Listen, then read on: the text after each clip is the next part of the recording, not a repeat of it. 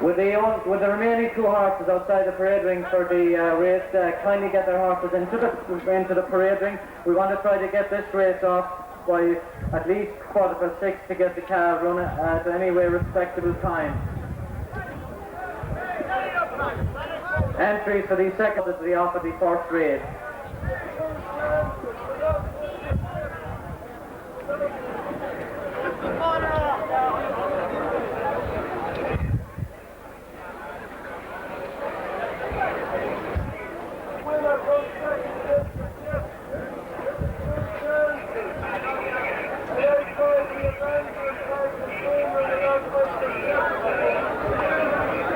There's one car consolation race being led around there by Dennis O'Donnell, her father.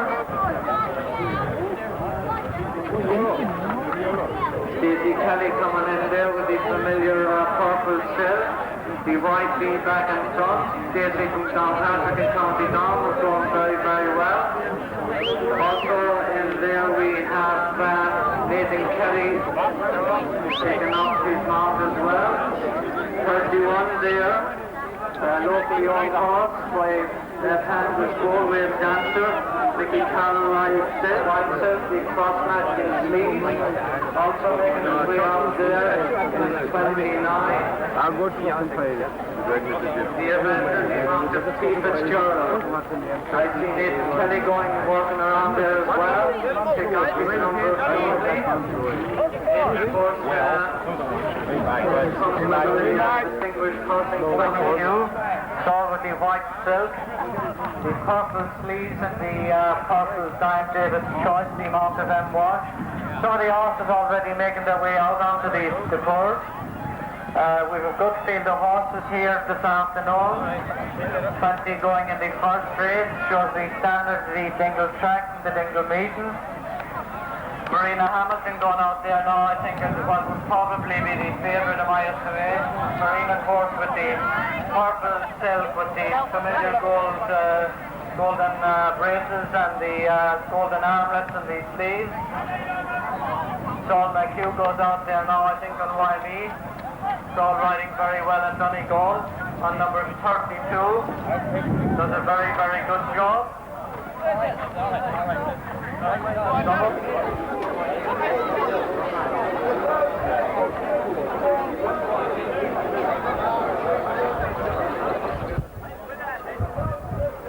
Once again, Correlath causing some problems at the start. Brian Crowley on board. I think they're off this time.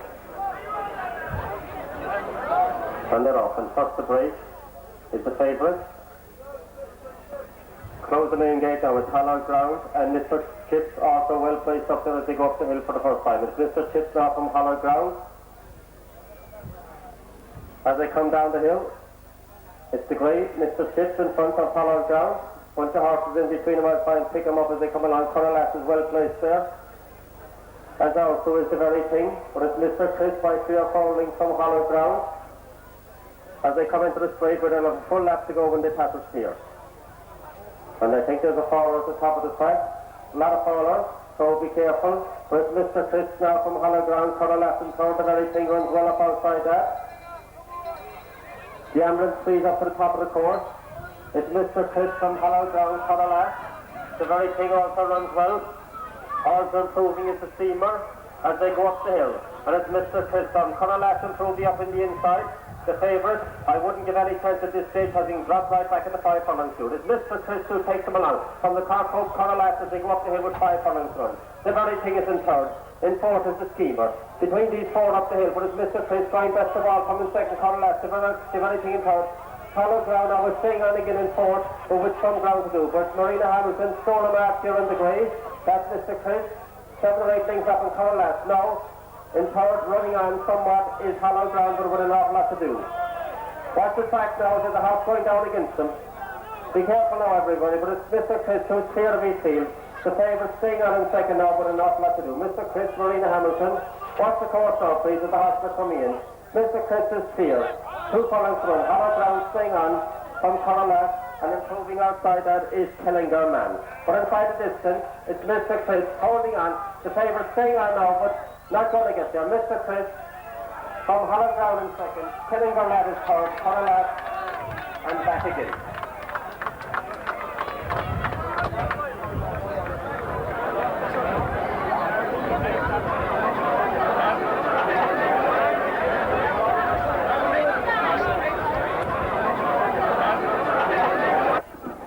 Okay, these stewards, your cooperation would be greatly appreciated. Just watch yourselves now coming back, the favourite coming back down, Ronnie Wilson. A very good pilot on the Northern Circuit, Ronnie. With a good victory. It's a good victory for Gareth Godfrey from Coleraine in County Derry. Gone up there, well done, Gareth. Very sporting owner.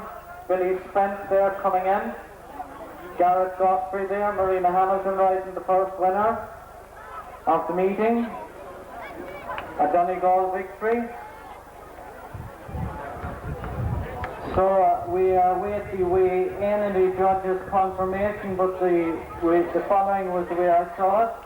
First is 21, Mr. Chips. In second place is number 13, Hollow Ground.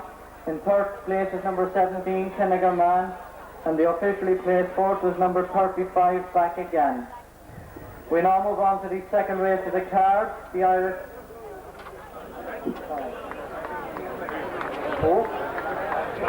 Peter Ryan to the weigh-in room, please. The following are the list of runners for the...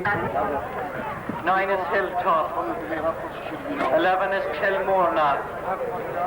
13, Moonlight Dancer. Rinkasari. 19, Scorscalpa. 20, Some Baby. 21, Some Man. 22. Gareth Godfrey, all the way from Donegal, a great winner here on Friday evening with Mr. Chips. I think a good-looking horse ran well. It ran very well, but he needed the run. He needed the run. So he's a wee bit off a couple of weeks ago because he had a bit of cough, you know, there. So I didn't give him too much for the past couple of weeks. And that run just set him up. He needed that run. He seems to be a horse that can master most distances. He likes to get out in the front. He's a good turn in front and he can settle and then he can go on. But, well, he's won the mile and a half, the 2 mile down home. So he's proved himself. He's one of the top horses in there. The 2 mile in Dingle is a good, tough 2 mile. What's the prospects for the Derby tomorrow? Well, listen, he's won his wrist for me now and he owes me nothing, so he'll be pissed. He'll not be far behind anyway, and he'll stay the distance. You're in I believe the restaurant business up north, and how does that lend a hand to the racing occasions? That you must be missing quite a lot. Well, back home, well, I'm really a cricket man and sportsman myself, you know, and all the girls, you know, all back home, the wee cricket team, you know. And because the name I got the name Chips, because they called me Mr. Chips, you see. Then that's why I just called the horse, you know. That's why he got his name. I thought Mr. Chips was originally a school teacher. No, well, that depends what you're on about. Are you a big hit with the women so up in Donegal, you are? No. Women's bad news. Bad news. You're better with a horse any day. I'm telling you. I haven't been I've bad luck with horses, but I've even worse luck with women. Please contact the way in. Jerry Connor and Thomas Ryle, Joe Dinkelman. Jerry, did you have any winners yet? No, not a thing. Thomas, did we have any winners yet? No winners. No. Losing money we are. Thrown away money, man. Thrown away money in this race. Rob and I head back to Lashwan. She didn't start the show. She didn't start. But still tell you my look. Tell me, Jerry, you were away for a lot of years and you used to always come back to Dingle Races. What's the attraction of Dingle Races? God, man, I don't know. I'm coming since I was 4 or 5 years of age, and I never missed him when I was here. You used to always make it your... 2 years I missed altogether, except during the war. During the war, we missed him either, wasn't it? Thomas, you were always coming to Dingle Races as well. You were always around here. Always in Dingle. Is there a big difference in Dingle Races now than up to years ago? There is. There are bigger crowds here, I'd say. A lot more people, a lot more tourists. And I suppose there's a lot more horses in. Oh, there's way more horses, yeah. But there's, you know, it is good. They, you always meet people here, you know, old people or they always seem to make it off for the day and you have a nice chat with them, so forth. These fellas you wouldn't see for the years. That's right. You'll meet fellas here that you wouldn't see for years, you know. So it's a kind of a social occasion. It is indeed. Yeah, but they'll run away better now than they used to be long ago. For God's sake, they were very haphazard long ago, but for the new committee, they made a great job of it altogether, you know. Really and truly, I think they deserve great credit. So the two we have no Bob made yet today. Oh, yeah, not a shilling, boy, not a shilling at all, and never will, I suppose. We're going to go and spin the rest of them booze, that's what we're going to do. All right, lads, thanks very much. I'll enjoy the rest of the day. Okay, bye.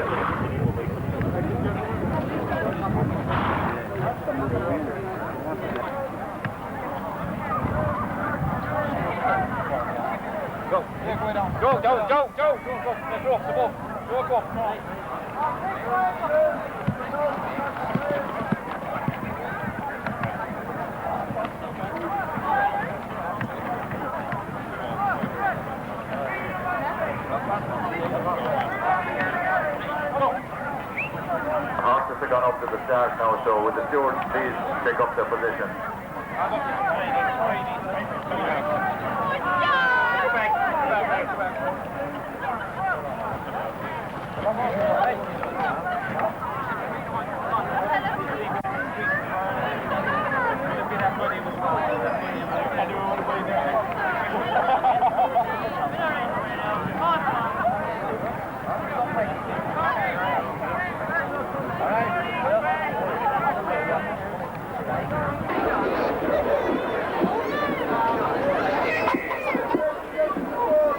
So we come to the second race in the card. We run over 2 miles. The Irish Distillers Plate. 20 runners going to post. Big gamble here on Can Stay. On offer at 6 to 1 early on, down now to odds on. So I'm told. 6 to 4 on now they go, Can Stay. First field is one that must have a chance. This one available about 2 or 3 to 1. One I'd give a chance myself, so would be Eileen's Pet. This one running well on the Cork circuit.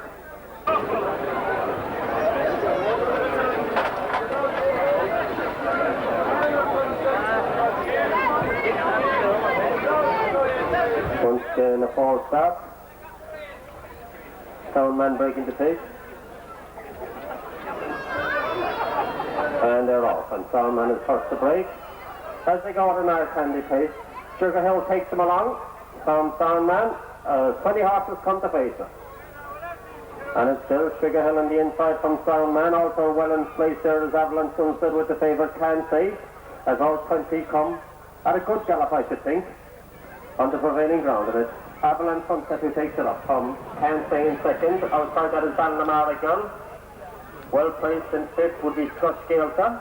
Also Eileen's Pet, running well as is Ceasefire, going up the hill for the first time. The pace settling now somewhat. It's Avalon Sunset who takes them along. Tom in second, Can't Say, that's the favourite. Taking a good grip.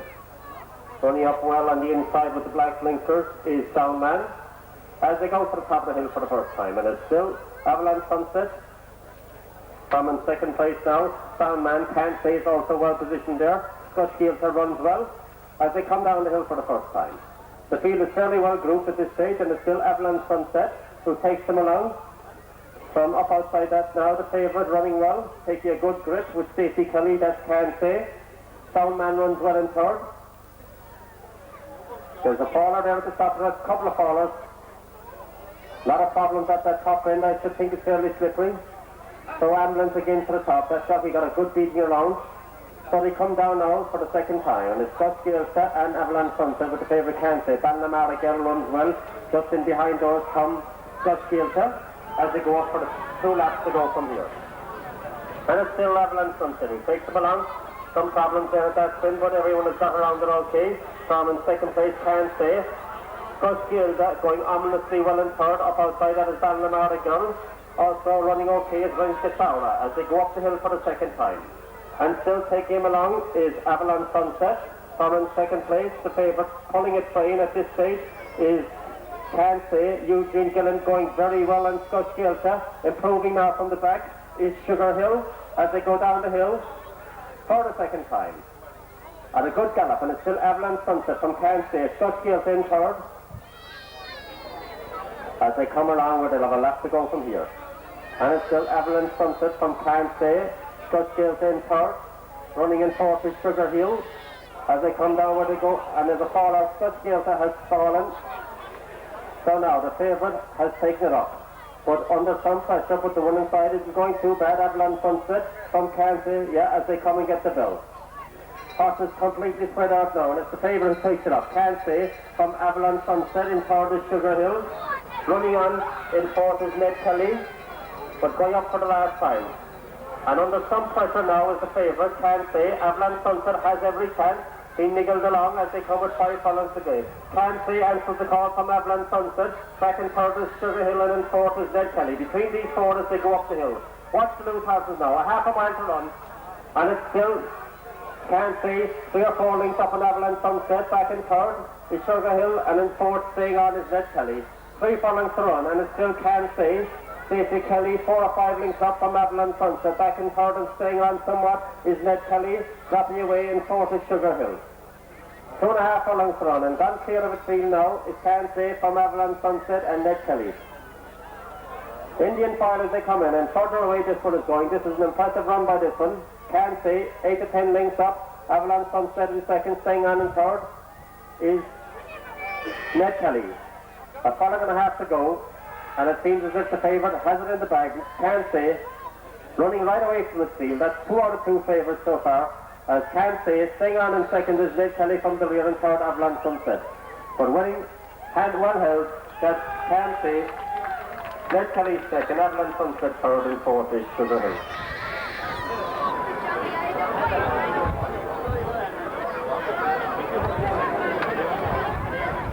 Watch the course now, please.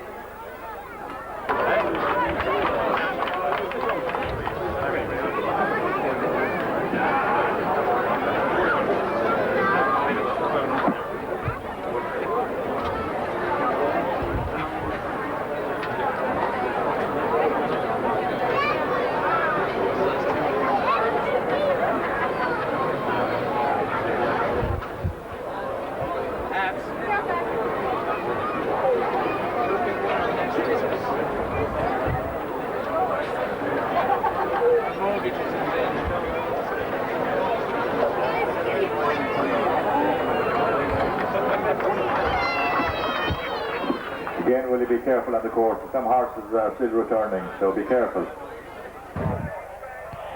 Well, a very distinguished visitor to Dingle Races, even though he doesn't have very far to come to arrive. Micheál Marhertig. Micheál, came Queen of a Hogut Rashton Dang in Norvisjog. Well, Norvisjog Hagamish Gorilt, Hagamish Haran Knikin House and son, Temple Milo, no, because we're on a crowd down. It's kind of a mere tense a Hagamish or we're Karen O'Cookin the hens stigal our way, because we're our on ich to locked the near, because we're on a collector fad, because the couple that no, it's kind of Michael Lovett. Tahan got Michael Lovett sticks a dangen. As we share Mark because we're couple on the Wahan Ocean, Tommy McCarthy, the brown bomber took there, because we're on the sport, because on a scraper fada. And now, having gone out in life and become a first-class commentator and a man very involved in racing, dog racing, football, everything else, it's a sporting occasion to come back to Dingle. It's great now. I've missed the races for a long number of years now because I'd be working and they've been moved to Sunday and all that. But I'm down for the launch of Mirish Brick's book.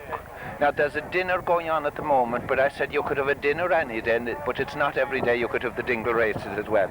So honest and so, I just wanted to see it, and it's as good as ever really, with a big crowd around and the bookies, and I think the atmosphere is everything. Very important indeed. Always was a family association with Dingle, always a great day out for kids and everything else. It's becoming, by the way, now, Micheál, a little bit more orientated towards horses than having horses from Ballamore and from everywhere else. You know, it's becoming that little bit more professional, possibly. Are you a racing man yourself in normal circumstances? Well, I would. I always follow the horses. I don't get to them that often, but I think it has changed. At one time, the Barony race, all the talking was about the Barony race, and I still think that there should be a Barony race. It used to be great fun when the like of Stevie Kelleher used to have his piebald here, and maybe better ones, and the Griffins, well, in the Gleam we used to have one, and they were all over the place. Benny Rail from Gartney. There was always great interest because people knew the local horses. It started to go wrong when springers started to appear as local horses. There's always that danger, but then that's part of the Dingle Races as well. Well, there is a firm opinion that it should be revived. Possibly we will be discussing that, I would imagine, between this year and next year. We also change from racing to football for the moment. At this stage, with 2 All-Ireland semi-finals coming up the next 2 Sundays, what's your view on how things will turn out? Well, I remember talking to Art McCrory before Tyrone played Derry, and I was saying Tyrone will be the next new team to come out of Ulster, but I did add, I don't think it will be this year, Art. And Art said, you bet it will be this year. He says, we'll beat Derry. And I said, how can you be so sure? He says, we have Peter Canavan, the best player in the country at the moment.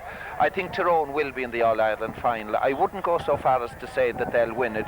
I think Dublin will shade it over Cork and win the All-Ireland this year. I know it's the same team as last year and the year before with minor changes, but they seem to have something extra this year. I think their minds are really focused this year on playing in a certain way. I think it's going to be Dublin's year. But Liam, I was often wrong and you were often wrong. Nivak is a good kind of hard luck, but at this moment I'd say Dublin to beat Tyrone in the final.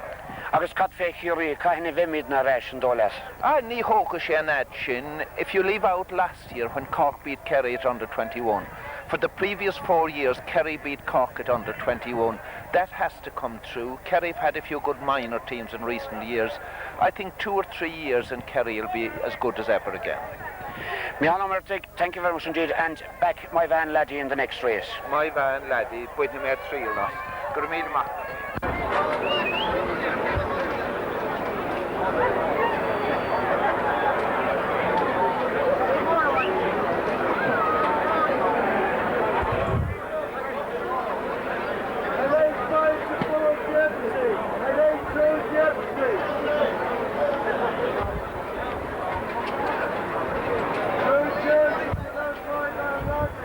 It is Little Duchess, 9 My Van Laddie, 14 Atlanta Blue at the mountain My Van Laddie, called the yellow silk with the red shutter on back and front. That's also their Atlanta Blue.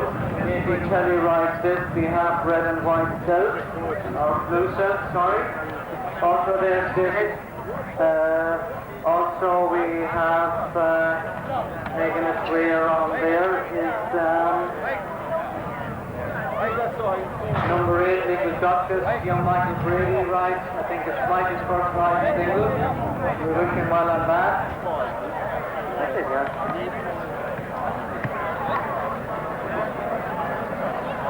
That's the road. That's the record that I'm This is the boat, so we'll take it up with them, mile and a quarter, for the Pat Mallon and Finney Maguire Memorial Cup. Close the gate at the top of the stand. The ponies making their way down. The first one gone down there, Atlanta Blue. That's been pursued.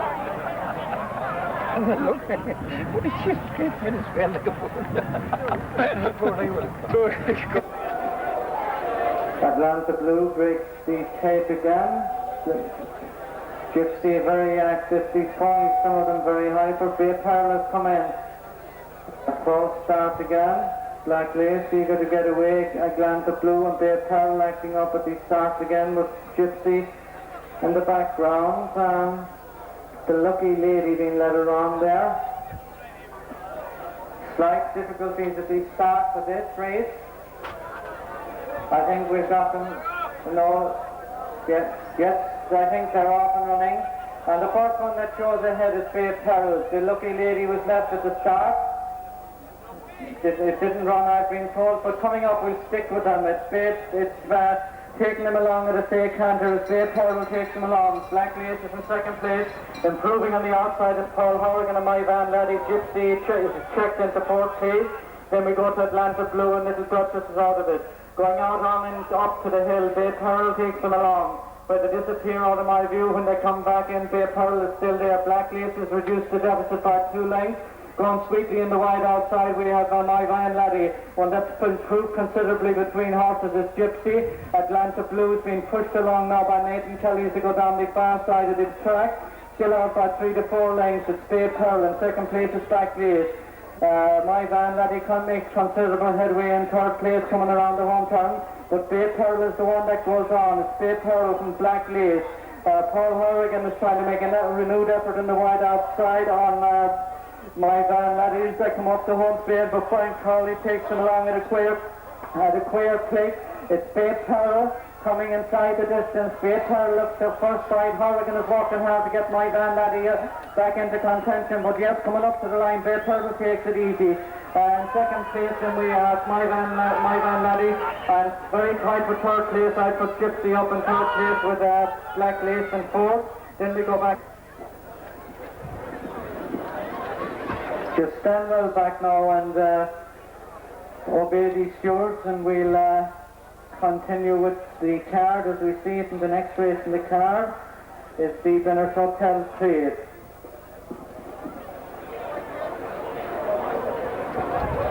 Entries. Right. Maurice Rohan, welcome to Dingle Races. Of course, a regular visitor here and a great man for tradition, Maurice Rohan. Dingle Races part of our tradition. Very much part of our tradition, really, and I think it's a great occasion to meet people. I come here every year because I feel that outside of the racing, which is very enjoyable, it's a big social occasion as well, and you meet people that you may not meet for years, and they all seem to come to Dingle for the races. And I think most of the people coming here while the races are latter years are very, very important. It's the social side of it that a lot of them, I think, enjoy more, because there is a big, very enjoyable social side to it. You're also stuck, of course, in the Rand's Day in Dingle. That's another big occasion of yours that you never miss. Well, certainly, yes, because there are 2 occasions, I think, which were such a landmarks in Dingle itself. The Rand and the races were in the Dingle calendar for years, and I hope long they may remain so. And may the races go from strength to strength. Maurice, you took a dramatic vocation change a couple of years back. How's things going? Very well. I was yesterday actually in the fair of Puck in the morning. We had a very enjoyable day there also. It's another great occasion. You're going more or less from fair to fair now. Well, while you're around anyway, visiting different things at my ease and my own relax. It was a kind of a brave decision to make, wasn't it? Well, not really, no. It was only, I was well used to the cattle trade and things, and it was all second nature to me. I mean, it's fairly tough, and it isn't all one-way traffic, but anything that you're at that you enjoy, I think is, you get over it much quicker. What about racing normally? Would you be following horses, or do you attend other race meetings? I might go to Galway for a day or two, all right, might go to Listowel, but I would know some people, all right, who might have horses, but not normally, really. But to be honest about it, no, I enjoy Dingle Races better than anywhere, possibly being from Dingle and all the rest and meeting so many people, but it's a wonderful occasion, and there's great credit, I think, due to all the people who put all the work into it, and every year who seem to, unfailingly see that the races are there, and I think that's the big thing, and there's a great local committee here, and I've great praise for them, really. You're a great man to come along now and have the chat with people. You must have probably already today talked with about 100 people. I think you would, but that's part of it, really. When you meet people, like there'll be a lot of people who would say were in school with me, or people who I knew who'd be here for the day, and you won't meet them until an occasion like this. And I think many, as I said, many of them come here just for that occasion. And it's very hard to pick winners here, though. That's the one difficulty. There's so many horses in the race there. The racing is very good itself. You were telling me about winners. I've given that thing up years ago. Morris Rowan, thanks very much indeed, and keep coming. Thank you. Just for those punters who've had money in the last race, I've been asked to announce officially by the judge that number 13 in the previous race, the Lucky Lady, was a non-runner, and I don't think there was no mention of deductions being made by me up here. So there are no, I don't know what the rules are, but there are, as far as I'm concerned, no announcement had been made about deductions by me.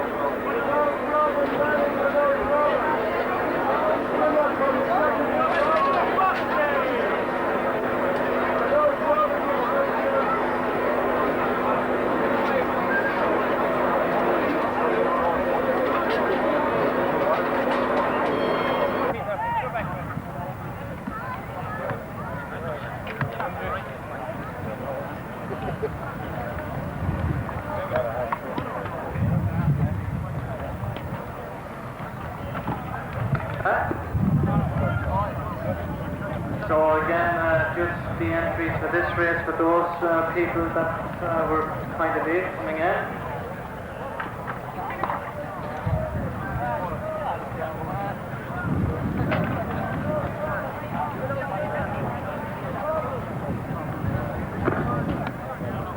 The following are the list of runners. Number 1, 007 goals.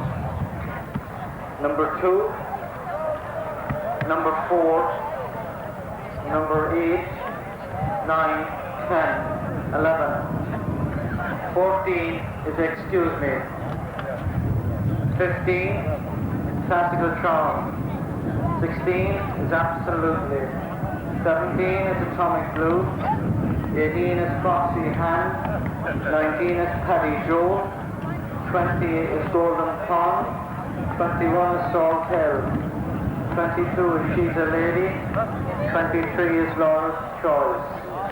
So that's 2, 1, 2, 4, 8, 9, 10, 11, 14 is excuse.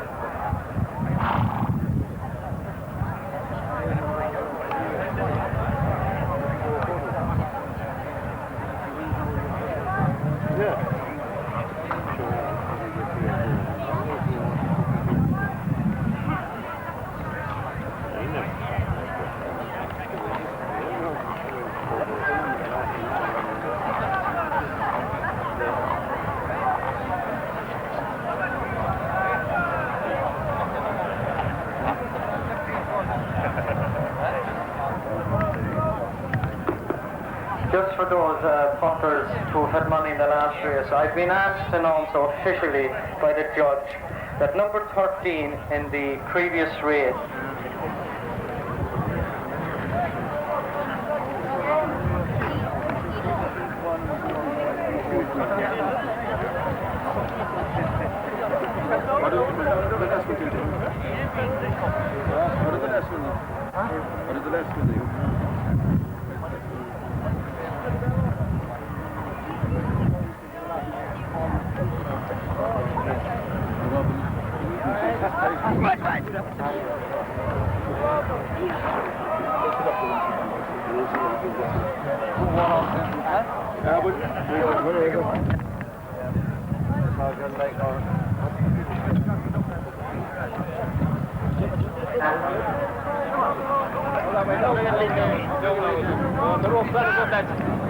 Measure of the day, so we can get the horse in.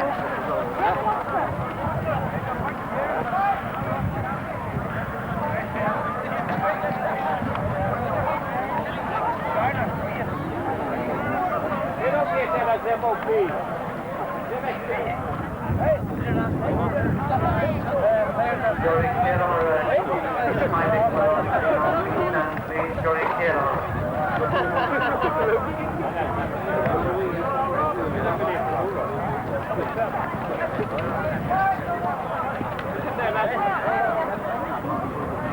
So we should be underway fairly sharply for this, and then we'll proceed to the last race of the night, the Dingle Races. Just with everyone stand well back, we've got a big wall of horses running here. Just stand well back behind the stands and obey the stewards. The stewards take up their positions, please. The stewards, they kindly take up their positions, please. The stewards in front of the track here where they're supposed to be, but they take up their positions, please. There are people moving in and moving out. Good luck to you, boss. Well done.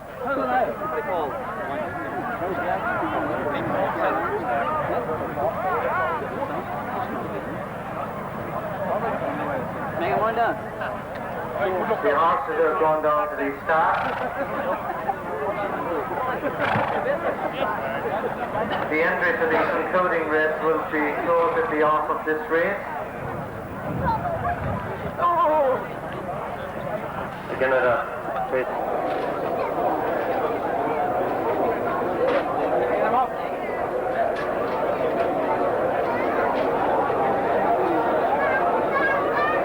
And once again, the false start.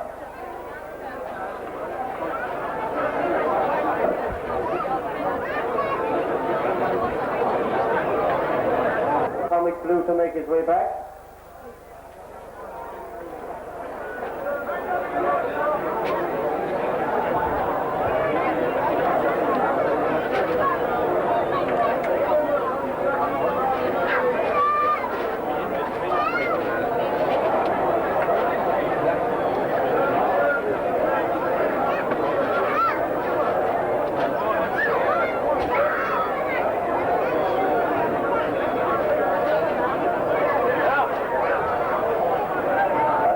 This side. Yeah. And coming in at a good gallop, it's Robin who takes them along. I'll pick him up now as they pass us. But it's Robin and Marina Hamilton at a right good gallop. Also well up there is Foxy Hand as they go out with Robin from Foxy Hand. Running well in fourth is Charles Hill as they go up the hill at a right good old gallop. And Robin has gone clear of his field from Foxy Hill. Back in third is Foxy Hand. Up the hill at the 5 furlong shooting is Robin, 4 or 5 links up as they go up the hill. Out of my view, and coming back into view, Robin clear of Foxy Hand in second. Back in third comes Salt Hill. With excuse me in fourth. At the top of the hill, Robin being rolled in now with the one in second. Foxy Hand seems to be going well, but it's Robin and Foxy Hand. Between these two with 3 furlongs to go, Robin, Stacey, Marina Hamilton from Foxy Hand now coming up the challenge. Up outside that seems to be going better. One that's staying on from the rear is Kavanagh. 2 furlongs to run, and Robin and Foxy Hand are fighting it out between them as they turn into the straight. Robin and Foxy Hand, back in front is Kavanagh. And Robin is holding the challenge now of Foxy Hand as they come inside the distance. Robin is fighting off from Foxy Hand. There's a wall of horses come up outside it. But it's Robin and Marina Hamilton going for the double from Foxy Hand. Staying on in third is Kavanagh. Inside the distance is Robin from Foxy Hand, Kavanagh. Not a horse with fantasy passes. Robin is going to hold on from Kavanagh, flying in the finish to the inside. Once.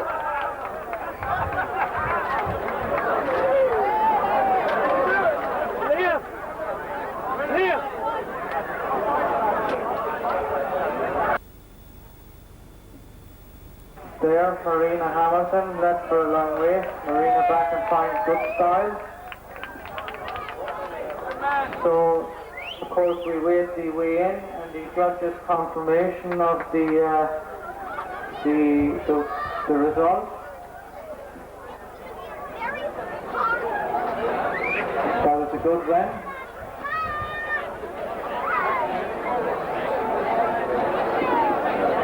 And if we could have the runners for the concluding race of an eventful evening in Dingle into the parade ring to be fifth race, the entry to be fifth race.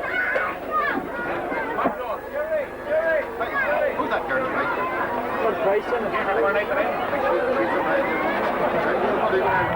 Here. Hello. Jim. Have you ever done that? Thank you. Perfect. We got Marina. Good order. Hello, Peter.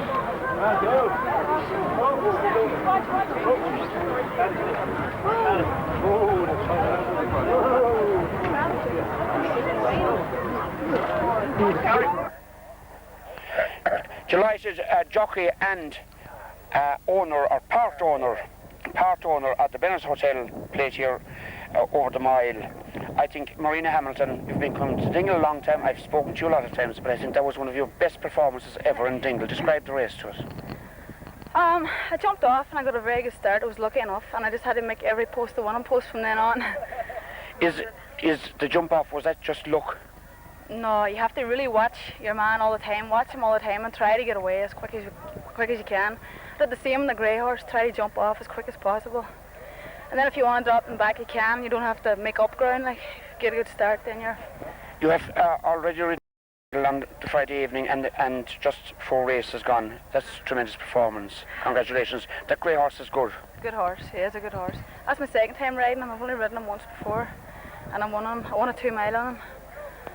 But it's absolutely essential, isn't it, to get the start in the mile? It is. Oh, and at 5 furlongs even more. Yeah, it's half the battle if you get away. Marina, I believe you're as well as being a jockey, you're also a Gaelic footballer. Tell us a bit about what you play. I just play a wee bit of Gaelic for a local team, and that's it. We went over to Glasgow in January, played at Dundee Select, but that's all I do, like, just a wee bit of training. And do you enjoy it? yeah, I love it. Are you as fast as you are on the horses? I don't know about that. Hey, lazier. Hubert Maxwell missed Dingle last year, missed his horse winning twice at Dingle last year. It must be a great thrill to win the mile here this evening. Yeah, I'm very happy. I'm very happy for Peter Finnerty. He worked hard with the horse. It's her first time to run since she ran here last year. She had training problems. And I have to thank Marina for a brilliant ride, super ride. And the mayor responded to her, and hopefully we'll go on to better things. Well, everybody in Dingle is delighted with Peter Finnerty and Marina Hamilton sharing a win of this nature, because they're both regulars here at the stage and well accepted people. And Hubert, we congratulate you also, and we hope that you have a mighty weekend down here, both Marina and...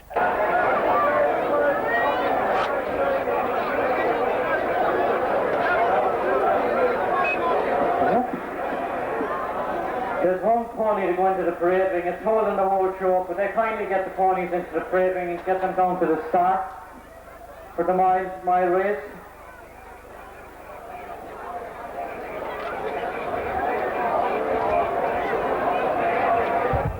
The ratings, please.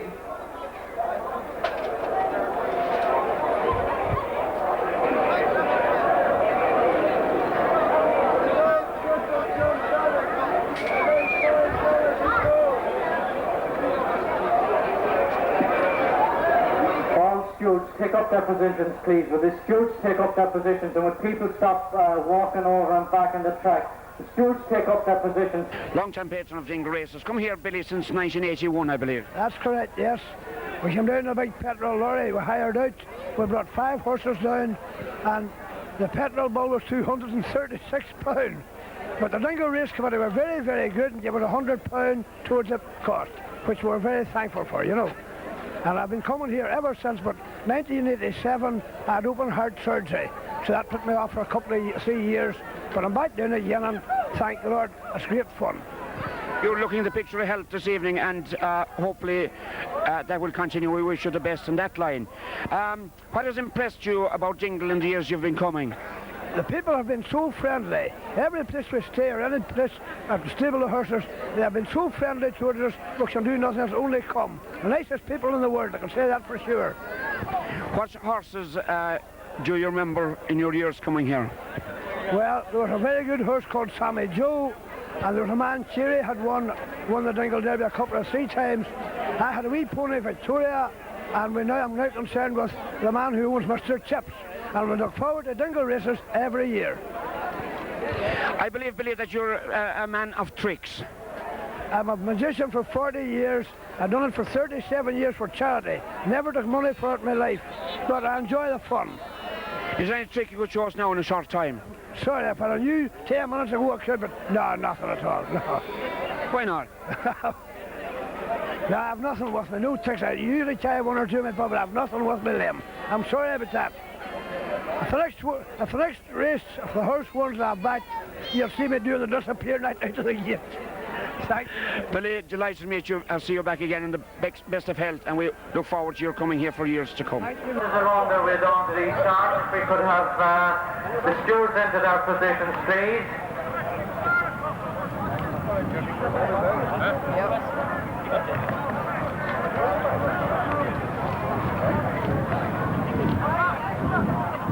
Get back there, Zimmo. Get back, Zimmo.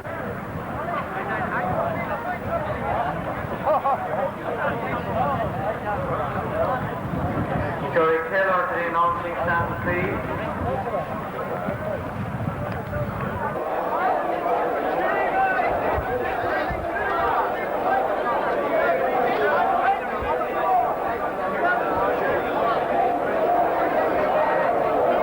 And they're off for time.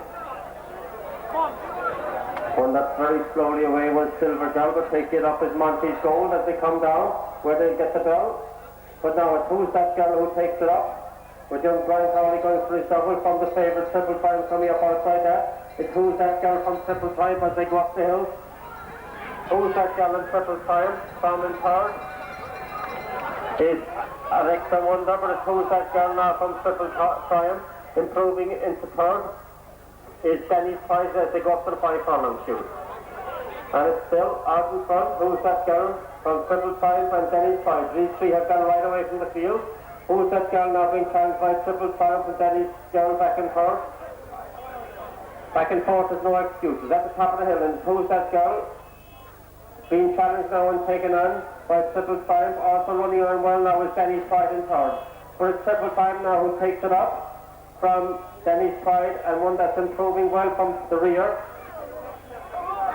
Is no excuses. Coming into the straight, and it's still Triple Triumph. Clear the track now. Triple Triumph running off the rails, giving Danny's Pride a chance to come up inside it. Who's That Girl back in third? Inside the distance is Triple Triumph running wide. Danny's Girl improving up in the middle. Is no excuses going inside the distance, and it's Triple Triumph wide, holding on from Danny's Pride, and it's Triple Triumph from Danny's Pride. No excuses for it. Staying in fourth was Melody Cool. So, an evening for favourites.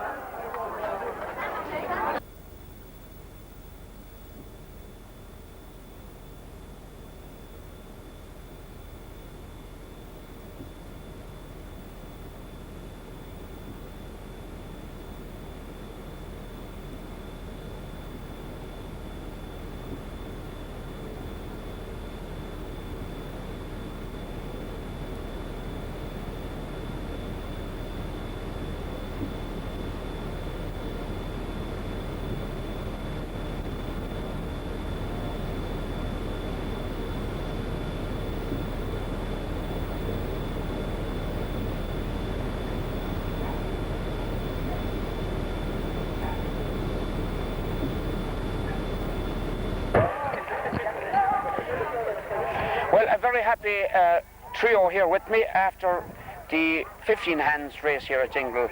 Jockey Stacey Kelly. Stacey, another immaculate ride, I have to say, and tell us how it went for you. Oh, well, jumped her off at the start and she carried me the whole way up to the top of the hill, and once I asked her from there, she had the speed to go on. So, and then she just stayed on coming up the straight. Stacey, you're one of the most successful riders at Dingle for the past few seasons. What's the prospects for this year? Give us one good one now for tomorrow or after. Oh, well, I have a few good rides tomorrow as well, but can't say any more than that. Do you know their names? No, they changed their names from the north to come down here, so I don't know any of them. Most northern people doing the coming holidays. Stacey Kelly, congratulations. I thought that was an excellent ride, and we appreciate you talking to us once again. Probably for the next couple of days we'll be talking to you probably more and more often. Now, owner of this horse, and I think a very delighted man, Erwin McCandless, you were quite confident when you were measuring this evening that you could possibly win this race. Yes, I was quite confident that. And what did you base? What has the horse won already? What's the story? Well, he has won 5 out of 6 races in Donegal in the last few weeks. Mostly mile races. So that was the reason for a slight 5-4 and then 4-5 with the bookies. Yes. You were very confident yourself. I was indeed, yes, quite confident with. How many horses do you train or do you keep, or what's the story there? Just about 2 for racing, and a couple other young ones coming on. Well, I think we might see more and maybe even better stuff. I doubt if we'll see much better than that thing. Congratulations once again. Samuel, you used to own this horse. I did indeed, yes. I owned him for a couple of years, and unfortunately, due to illness, I sold him to Erwin. And I think he's been a very successful horse for Erwin since he's had him.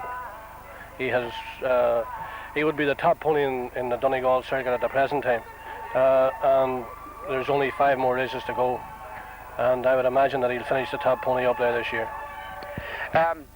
Could I ask you one question? A 14-2 pony won the Dingle Derby some years back, called a Gypsy. Is there a chance that a 15 hands from Donegal could win it this year? No, he won't stay 2 miles. He won't stay 2 miles, so he won't win the Dingle Derby. That's for sure. But he could win the 5 furlongs tomorrow. He could win the 5 furlongs, yeah. And I mean, 5 furlongs and 1.5 miles, there's a fair bit of difference between those. That's right, yeah. He's already won the 5 furlongs at Dingle, you know. And he's one of the few horses that comes down here that doesn't change his name. I mean, he's been running here since Triple Triumph for the last 5 years. And he won the Dingle 5 furlongs when he was a 3-year-old. 2 years ago he was second. 2 years before that he was second. He just didn't get the break those times. And if he gets the break tomorrow, he will give that 5 furlongs a run for it.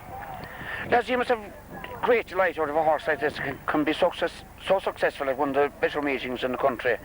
I mean, it must be a certain amount of pleasure involved in that. There is certainly a lot of pleasure involved in it, and only for Yule Adair bringing the horse down, he might not have been here. Yule brought him all the way down yesterday, and I just got down here today. You came down to win, Erwin. Congratulations to both of you, lads. Thank you very much.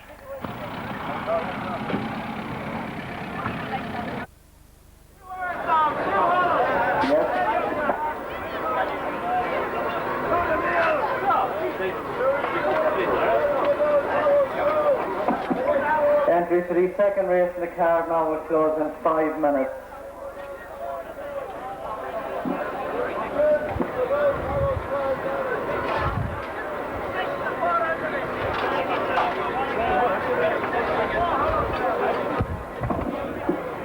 So if we could have the remaining horses into the parade ring, the race will be started. The jockeys will be asked to take up their mounts, and the horses that are there are the ones that go to post.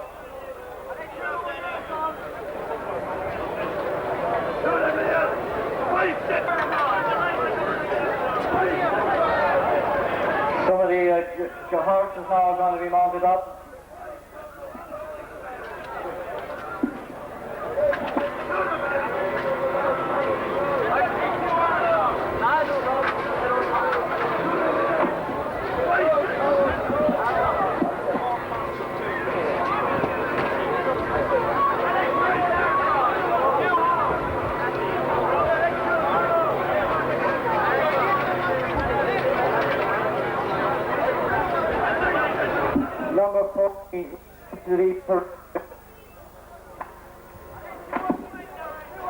Number 14 into the parade ring, please. The cooperation of owners and trainers will be greatly appreciated in getting horses into the parade ring in time. We're already a quarter of an hour behind the starting time. Nobody is to be allowed to cross. The stewards will take up their positions. Nobody is to be allowed to cross the course once the horses leave the parade ring.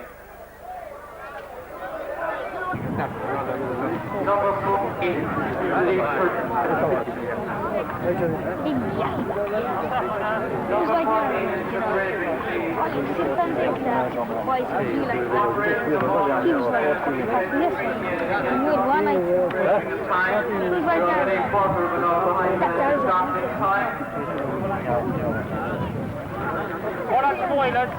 Please.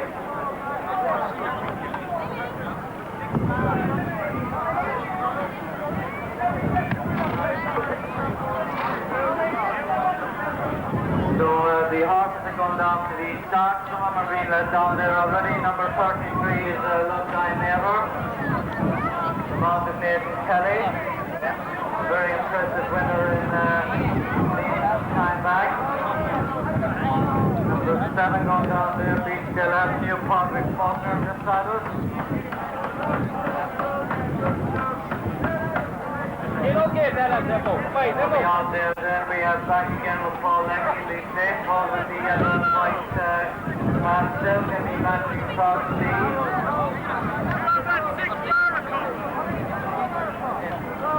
Number 14, Hollow Ground and Mosley. This very unlucky here last night, the green silk with the black sleeve. Ronnie Wilson going down there on number 2, Aaron Song. The white silk with the...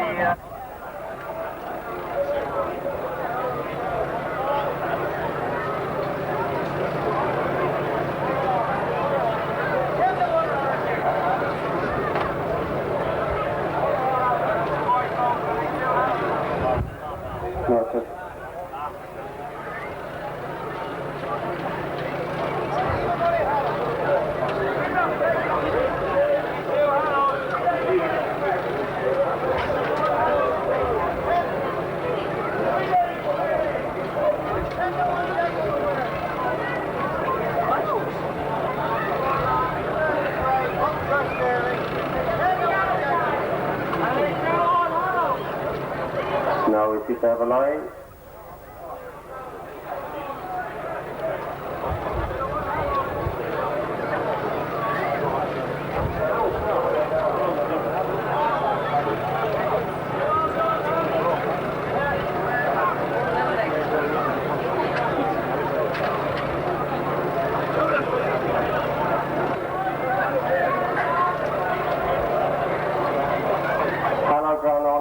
Even money with 3 to 1 out of song, also some money for Love Thy Neighbour.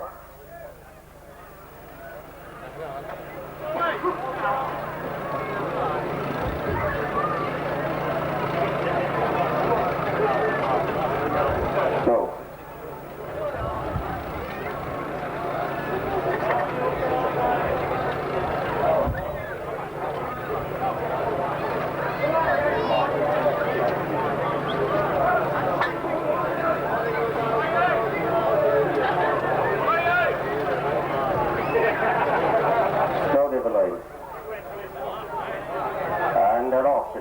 Breaking well is Hollow Ground, the favourite, also coming up inside that is Beach Hill Avenue. One that's left to the start is Love Thy Neighbour, but came under order. So a wall of horses come down against us and take it up as Jacko. As they come in with the first circuit is Jacko from Black River, as they go at a nice pace for the first lap. Jacko from Black River, Hollow Ground. Towards the rear of the field at this stage also is Montflume, but it's Jacko now who takes them along. Running well in second is Denise as they go up the hill for the first time. Placed well outside that is Black River as they go out of my view for just a few seconds. Coming back into view and it's still Jacko who takes them along. They're going out to the tip here. It's Jacko taking him along. In second running well is Black River. Running well inside that is Denise. Well up outside that running is Beach Hill Avenue. These 4 take him along as they go down the hill. Jacko with the blinkers still in front from Black River in second. Denise. Also Beach Hill Avenue, one's that's improving from the real Calnamara girl, she's a lady. One being asked to quicken somewhat is back again. As they turn into the straight where they'll have 1 lap to go from here. Jacko still, take him along at a nice sensible pace. Black River outside that. The favourite, about 10th at this stage on the inside.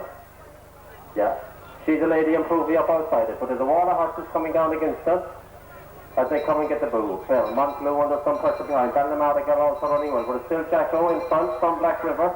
Running well is Denise. Also Beachville Avenue. The favourite with some lot to do at this stage as they go up the hill to the 5 furlong shoe. Jacko still takes them along as the pace increases. Running well is the Knave in second, back in third is back again as they go out of my view once again. She's a lady also trying to improve. Now the favourite trying to get a run, but still some ground to make up. Jacko goes for home with 5 furlongs to run. It's Jacko now from She's a Lady improving. The favourite now coming with a strong run. That's Hallowed Ground as he runs into 4th position. But Jacko has 2 or 3 lengths in front. From She's a Lady in second, back in third is the Knave with the favourite Hallowed Ground in 4th. 3 furlongs to run. There's still Jacko in front. Now Hallowed Ground coming with a good run from She's a Lady. Montbleu improving from the back. But Jacko now. Here comes the favourite Hallowed Ground up to challenge on the outside. This one ran very well last night and comes to take it up. Hallowed Ground now set up from Jacko. She's a Lady back in third. So will this be first blood for the Scottish as Hallowed Ground comes well in front of his field. Montbleu staying on from the back. But it's Hallowed Ground, the favourite, going obliged here. And then the rising riders. Hallowed Ground comes, takes the first rather easily in the end. Comes for second, between back again with Jacko in third.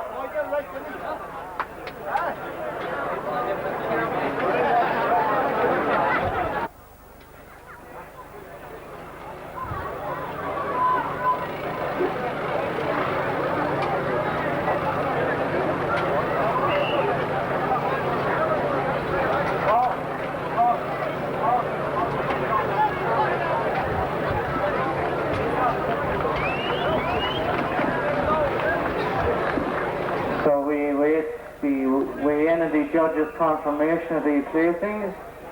It looks as if the Scottish contingent have got off to a good start. Hallowed Ground second here last night. Number 30. First-time visitors to Dingle Races and very welcome guests of ours for the weekend. All the way from Scotland, Martin Chandler, after a great victory in the first race on Saturday today with Hallowed Ground. Martin, quite delighted, I would imagine. Over the moon, over the moon. I couldn't believe the way she ran from yesterday. It was the man here, Mickey Mosley. He done everything he was told today, and that's I've got all my thanks for this guy here. He's really done the business for us today. To come all this way, and what's happened has been absolutely brilliant. The bonuses, it's excellent.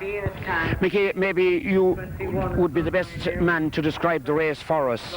I'll have to congratulate you along with Martin that I thought it was a very well ridden race and an educated ride, I would imagine. Tell us about it. Well, I was always handy and a good break, you know, always about 8th place, and she's travelling lovely, and the orders I was given was to sit on her and not panic, and just to let her pick up, and I did so, and she did, and coming into the home straight I just kicked clear, and it was the easiest ride I've had for a long time.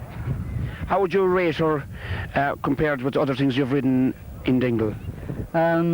Probably the best I've sat on for a long time. Are we talking about a Dingle Derby prospect here? Yeah, very much so. Obviously you're going to hold the ride. Martin, I'll ask you that. Unfortunately I won't, because I've got his best, one of his best pals is coming across tomorrow to ride the horse, because he was asked to come for us, and he was otherwise engaged today, and he was only planning to come for the Sunday. So Mickey's quite all right about it. He knew that Harry Lewis would be riding tomorrow, and which is fair dues to him. I feel asking Harry to come all this way and not give him the mount, but Michael, he understands the situation, and he takes it he's taking it like a man. Fair play to him, he's a man. Any worries about the injury, the neck, with the horse blood? We'll find out about that in the morning. I mean, it might be that she won't run tomorrow. It'll just make a difference. Martin, can you introduce the ladies to us now, please? Jane Beattie. Jane, you're welcome to Dingle. Thank you. Joint on the road. First impressions of the place? Oh, well, at first, yesterday, I was a little bit disappointed after a run yesterday, but today has made up for everything, and thanks to the jockey for a superb ride.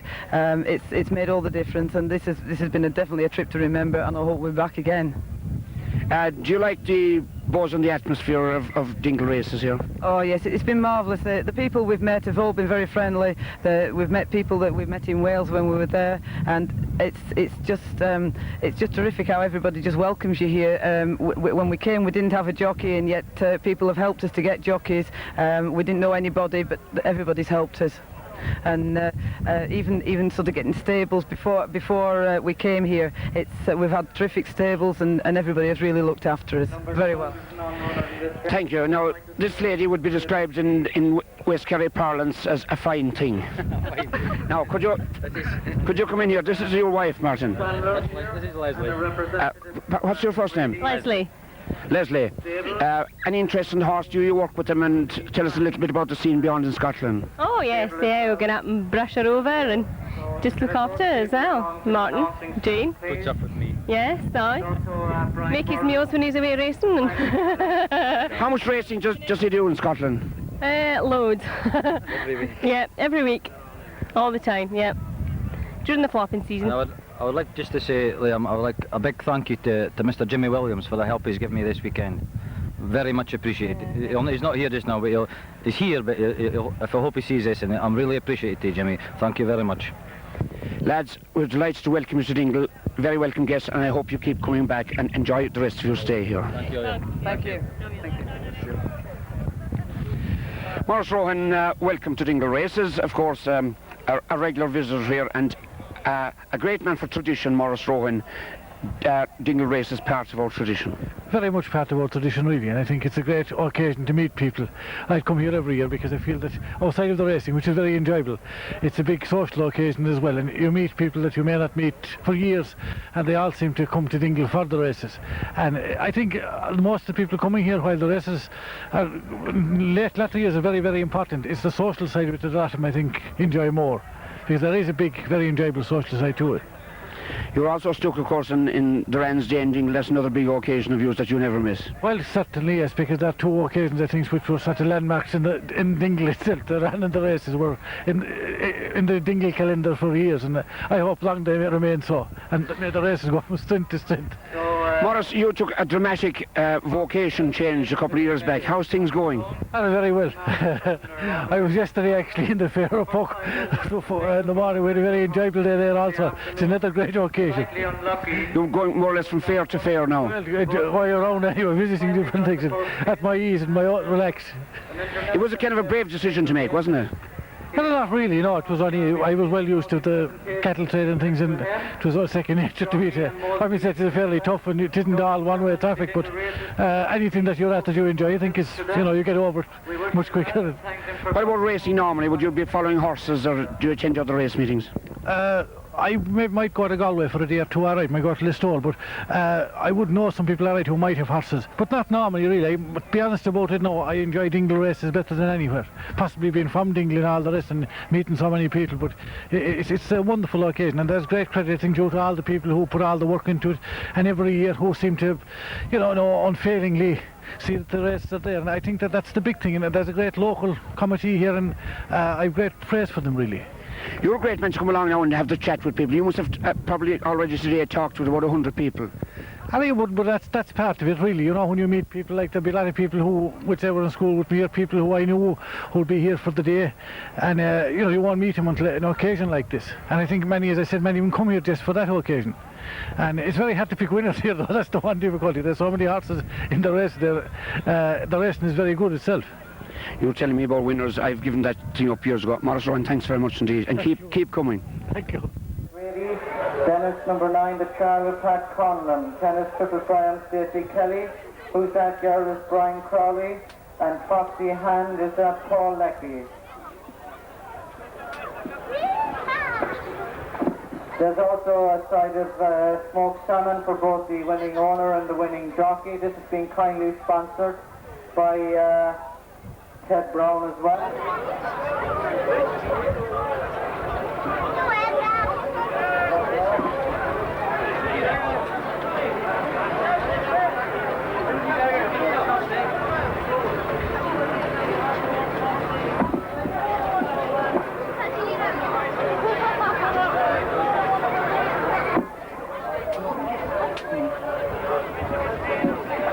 Hello?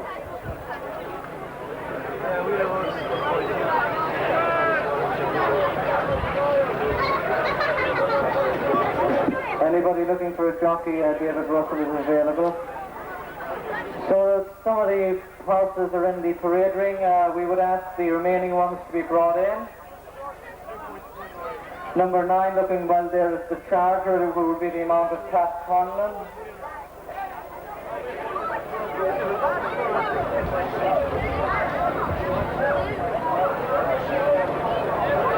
Also coming in there is a very impressive winner here of the last race last night, all the way down from Donegal, Triple Triumph, owned by Irvin McCandless, leading his horse around there. The one then with the white socks is Who's That Girl? Brian Crowley rides this.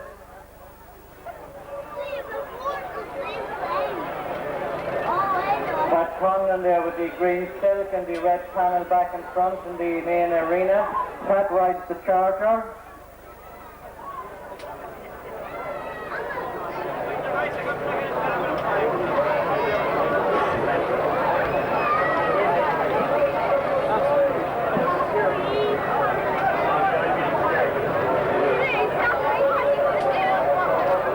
Ronnie Wilson is now Flash underneath you, ready to go.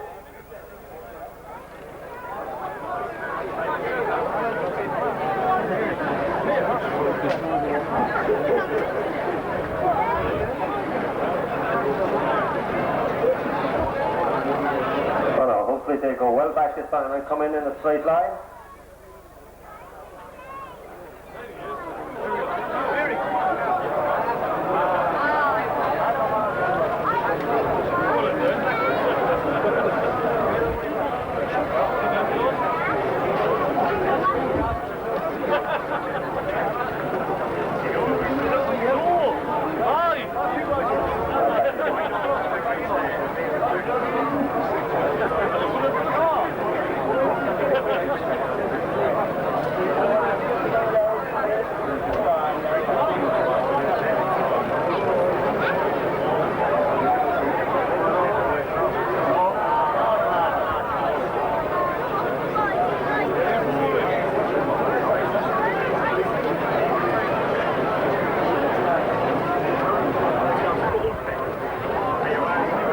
Who's That Girl makes her way down again. If I was a betting man, I should bet that this one would break in front. She's broken all the starts so far.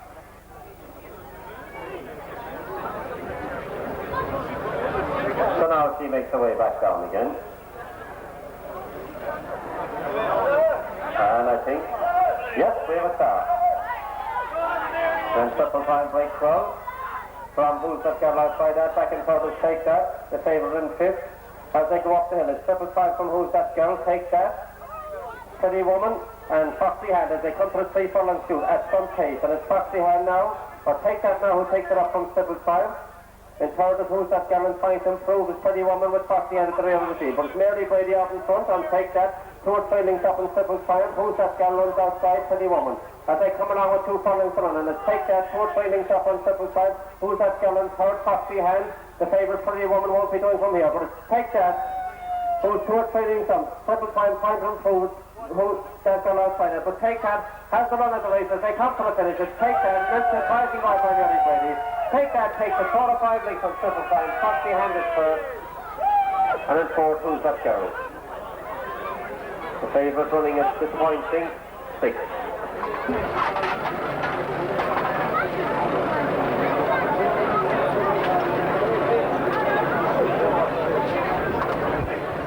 So the way that I saw the results coming in, this is unofficial of course. We wait the way in and the judges' confirmations. Number 8, Take That. Number 10, Triple Triumph in second place. In third place is number 12, Foxy Hand. And the officially placed fourth is number 11, Who's That Girl. We wait the way in and the judges' confirmation.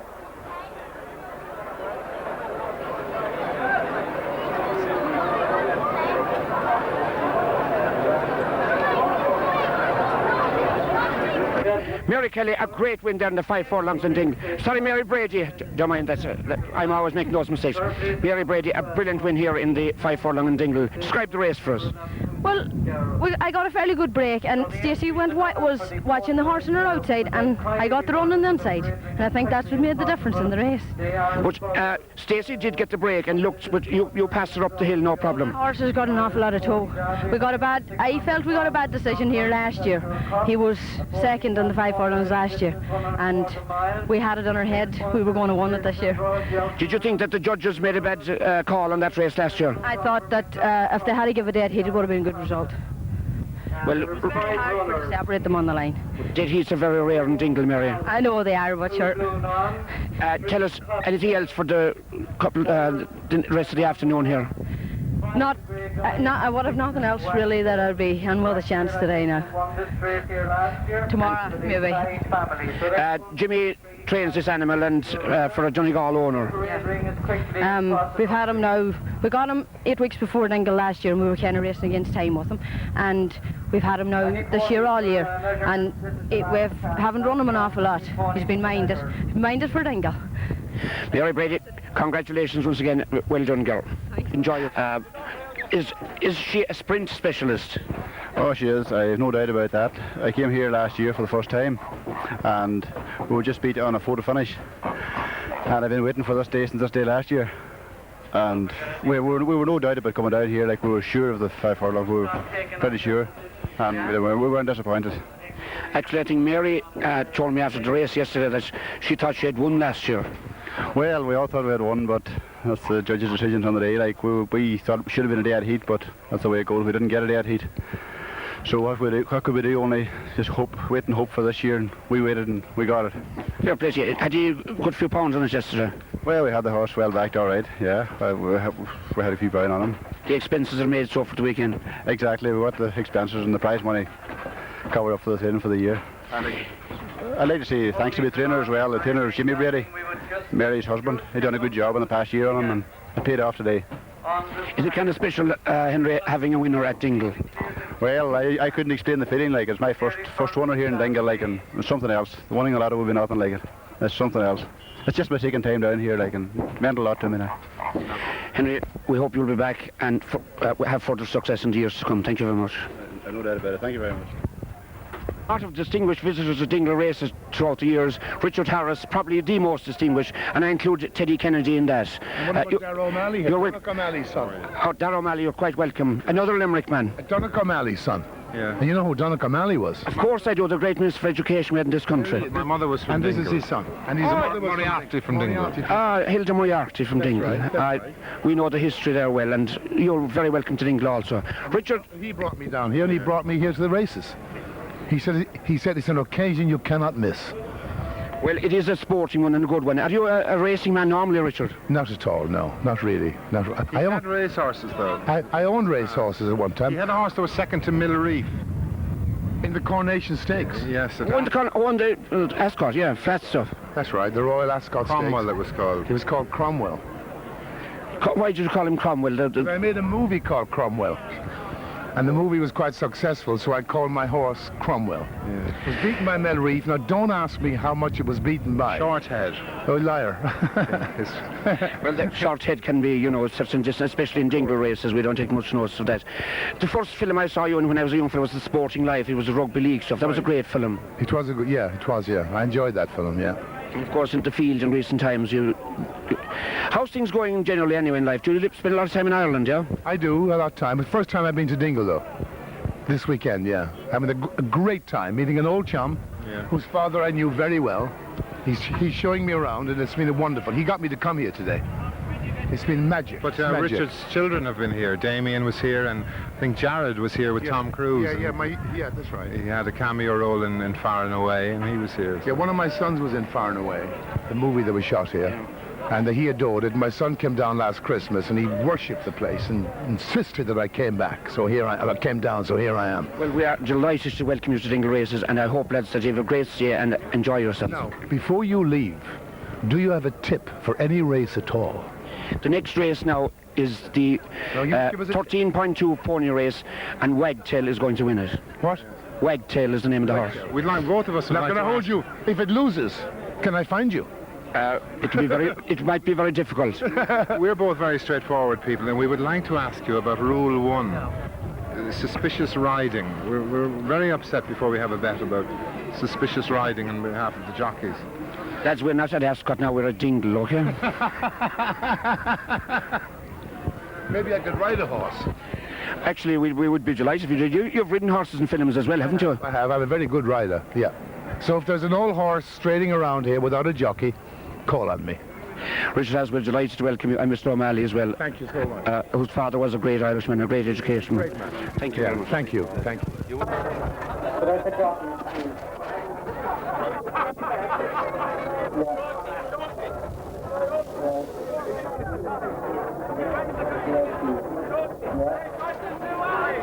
Michael Brady, and number 6, Wagtail, the mount of F. O'Mara. The ponies are now about to leave the parade ring. The stewards should to take up their positions, please.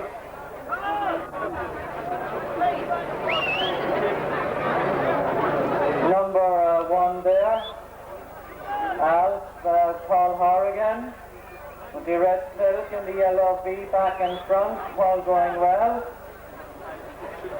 Then also number 3 is Cocktail, with a man that I think will have a very good future in racing. Young James Spencer, all the way from Thurles in County Tipperary. The green silk with the red sleeve and the red square back and front. For the mile and a quarter start. Just walking around casually there at present. Just pick up talk to the jockey's colours. Paul Horrigan walking around there and out. The grey guy, Cocktail. They're coming into line. Should hopefully be able to start these ponies pretty fastly. Wagtail going back. Cocktail. They're coming back into line, and yes, I think we'll have them off. We'll pick them up when they come into my view, where it will be just going up the hill, and taking out, watch the main gate, and taking them along at a fair clip. It's Blue Nun going on. By about a half a length from on the wide outside, we have Alf, and then go back to the grey guy, some distance back to Wagtail, and then back to Cocktail. Going down the far side of the track around by Beebong Turn. On the inside we have Blue Nun, the outside of that is Alf being ridden along by Paul Horrigan. In third place, about 3 lengths back is the grey guy, then we go back to Wagtail and back to Cocktail. Coming around the home straight on the inside, Blue Nun, the railing, the yellow and quarter colours from on the outside, Alf with the red colours and the yellow V. One that's considerable and prevailing all the time is the grey guy. The grey guy takes them along down the wide outside. From on the inside is Alf taken down by about a half a length. But the grey guy goes on the inside. Horrigan is resting the work hard, kicking along now, going on by about a half a length. It's young Michael Brady taking the grey guy, the only grey in the race, on to about the 3 lengths lead. Over in second place is Alf, and then we go back to Blue Nun. And making headway all the time, now going into third place is Wagtail as they go up the hill for the last time. Wagtail is flying on the outside in third place, going along now and takes up the second place, but it's still about 6 to 7 lengths to make up on the grey guy, but it's tagging it all the way down the far side of the track. Wagtail is the one that's improving snugly all the time in second place, but on the wide outside now it's the grey guy taking them along by about 2 lengths. But the deficit has been reduced all the time, and Wagtail is making considerable headway as they come around the home straight with about a furlong to go. It's on the outside. Frank O'Mara kicks along now, and Wagtail. Michael Brady is trying to make a renewed effort and just on the grey guy in second place, with Alf lengthening back in third place. But coming up to the line, it looks as if Wagtail is taking this race for the second year in the trot. Another easy winner. Wagtail comes up with Frank O'Mara in the plate. In second place is the grey guy. In third place is Alf. Then we go back to Blue Nun in fifth place. And finally Cocktail takes it up. So that's the way that I saw it. The winner was number 6. You want?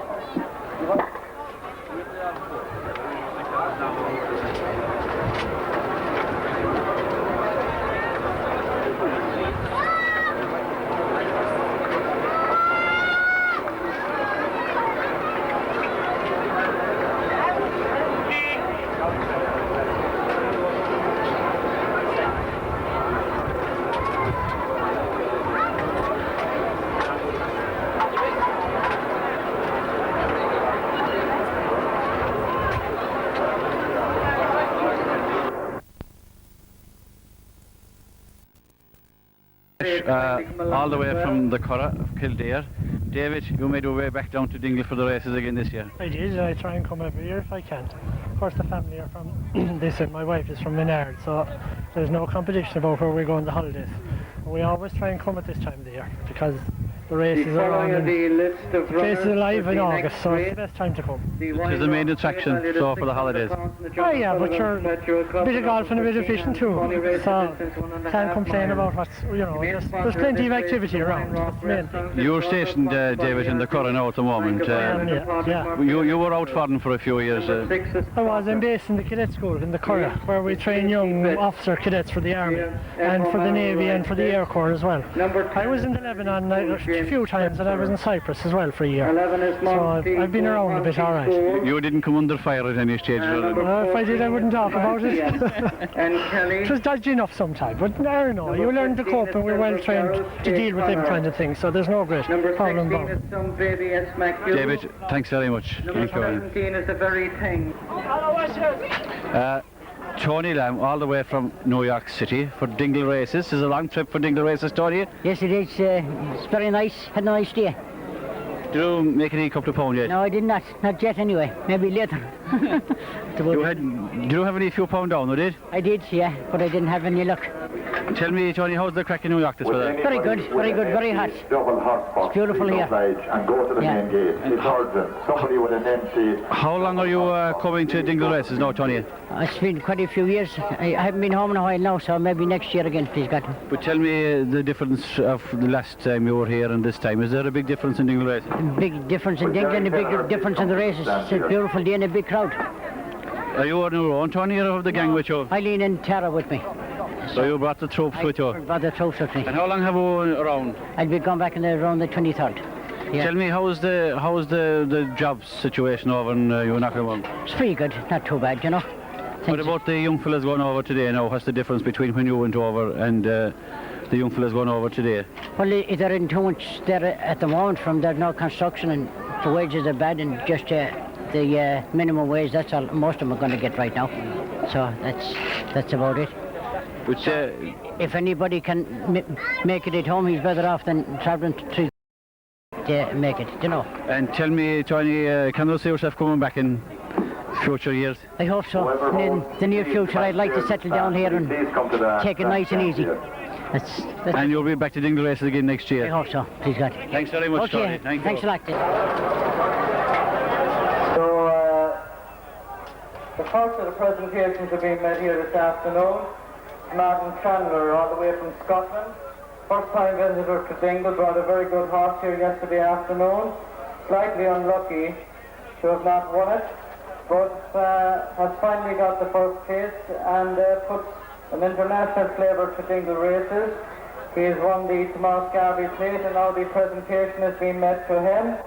His jockey and Mosley's here as well. So the chairman of the Dingle Races presents the trophy for this to them. We wish him well and thank him for coming and hope they'll be back in Dingle again next year.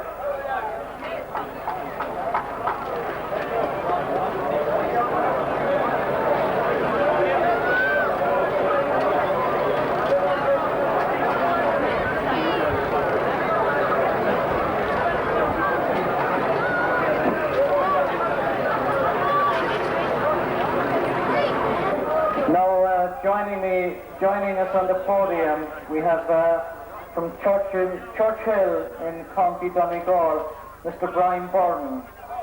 Brian Byrne was grandfather to a very good, exceptionally and gifted, talented horseman, the late Roger Sylvia, who died so tragically in Letterkenny at the age of 24 last month. Brian, some friends of his, notably G. Collins and D. Hurley, decided to sponsor a trophy for the 2-mile race here yesterday evening. The winning owner, Mr. Clark, cannot be with us here on the stand and has asked Mr. Michael Sayers to take the trophy on his behalf. So I'll now ask Brian Byrne to present the Roger Sylvia Perpetual Cup to Michael Sayers on behalf of Mr. Clark. Would you like to say more, Brian? Would you like to say more?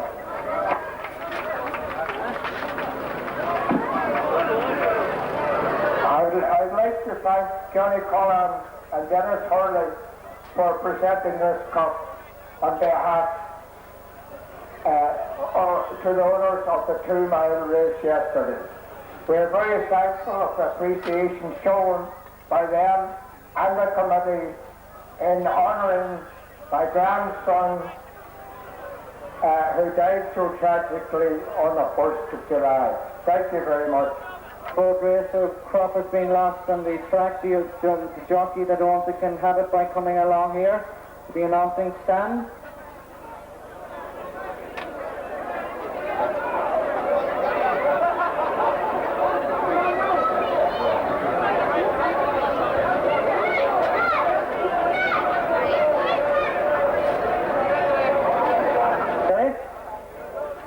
Don't forget Carlsevine races on the 27th of August. That's Carlsevine £1,000 horse race there. Anybody wanting information can contact Paddy Coleman.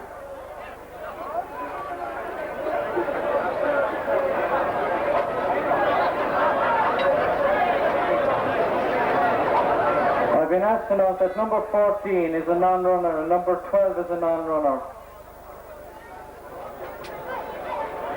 Don't forget Derby Day here tomorrow in Dingle.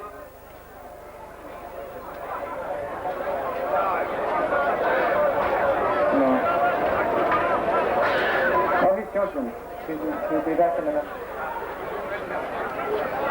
So some of the horses are in the parade ring. Hopefully we'll get this race off fairly shortly and then proceed on with the next race in the card.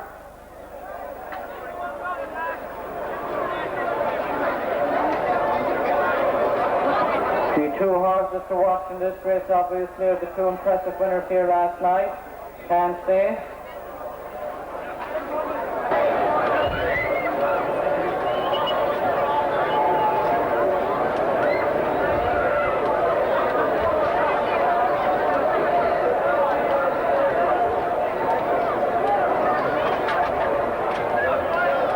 So once again, Joe Byrne having some problems with the jockeys, trying to advise them to get back into line.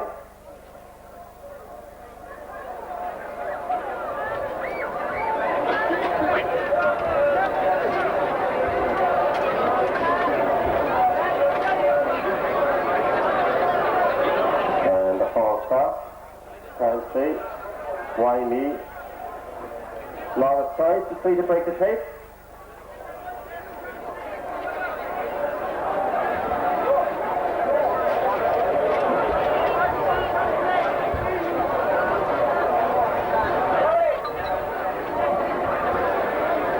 These three make their way back again.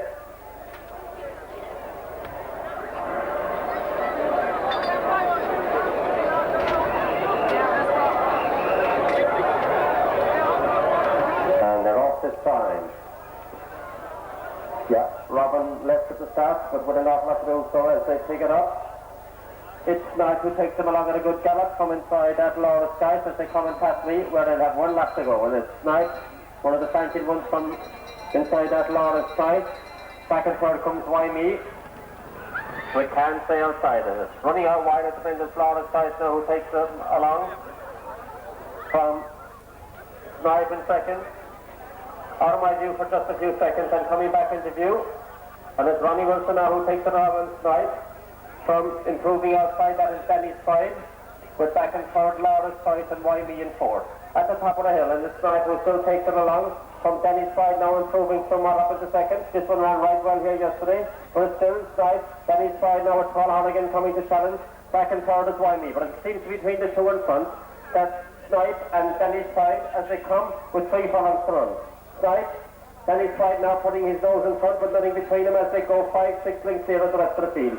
But it's Danny's side now who takes it up. From Snipe in second. Back and third is Why Me. But it's between the two in front. Paul Hornigan and Ronnie Wilson following out. But Paul Hornigan seems to have first call. Danny's side. Snipe is fighting back in the inside. Nothing between the two as they come aside a distance. Improving from nowhere as can't say. But it's Snipe now fighting back from flying at the finish as can't say. Nothing between them. But it's Snipe who holds on. Can't say in second. Danny's side only a game race in third. Why Me fourth and 007 fifth.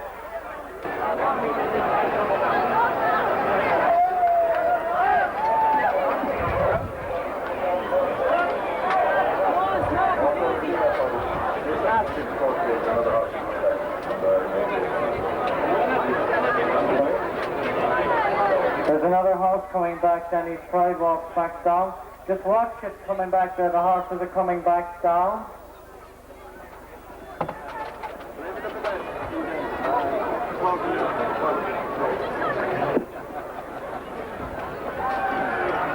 So that's the winner of the Carlsberg Plate, which is kindly sponsored by Guinness Group Sales.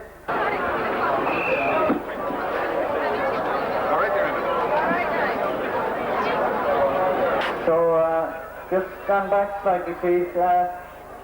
We're delighted to have another international celebrity amongst us here this afternoon, and former great rugby player from the House of Limerick, Richard Harris. Richard Harris is joined by Tim Sullivan here, and he's presenting Darcy Connolly with the plate, the Robert Hawkins, or the Robert Casey Perpetual Solid Silver Plate for his great win in the race with the Snipe. And Dara O'Malley is there as well. Son of O'Malley, I'm being told. So that's the presentation being made there. We thank Guinness Group Sales, and we also thank Richard Harris for kindly coming up and making this presentation. You're from Stuttgart, is that what you said? Yes, I'm from Stuttgart. I'm coming to the Dingle Race especially for that situation, that beautiful situation you can see horses from the near, racing horses. And tell me, do you go racing in Stuttgart? Normally not, no. I have been here 5 years ago, and there I saw the Dingle Race first, and I remember it very well. And this time I'm really lucky to join race again. And did you have any bet down yet in any horse? Pardon? Did you have any bet down in any horse yet? Sorry, my English seems not to be the best. Did you put any money down? No. I try to look through and know, I realize how it works like, but I'm not be able to bid any horse. Once I set my children, imagine that I have bidden on a horse and I tell him the name of the horse, well, what's the name of this horse? I've forgotten in a moment, sorry so much. And I would have won. If I've done it, yeah, I would have won. Well, you didn't put down the bet at all? No, well, I didn't know. Yeah. Tell me, you'll be back next year again to Dingle? I'll try for sure, thank you. What's the attraction to Dingle? The area, or is it just Ireland? Or? Yeah, it's a lovely land and beautiful people here. Yeah. And I enjoy this island all about. I think Ireland is one of the most famous islands ever there are. And what do you do in Stuttgart at all? What do you... in the moment I restaurate my house and I need some holiday because we hadn't have holiday for 5 years about. Well, thank you very much, and I hope you enjoy the rest of Dingle Races, and you'll be back again next year. Thank you very much. Hey family from County Kildare, please along to the announcing stand, and some of John Curran's family as well for a presentation. Also, M. Gallagher from Kilkenny, the winner of the last race, and Tim O'Sullivan of Guinness Group Sales as well. We'll get these two presentations out of the way. Again, we would like to thank Guinness Group Sales for their continued sponsorship of Dingle Races. They do a lot of good work in West Kerry, Guinness.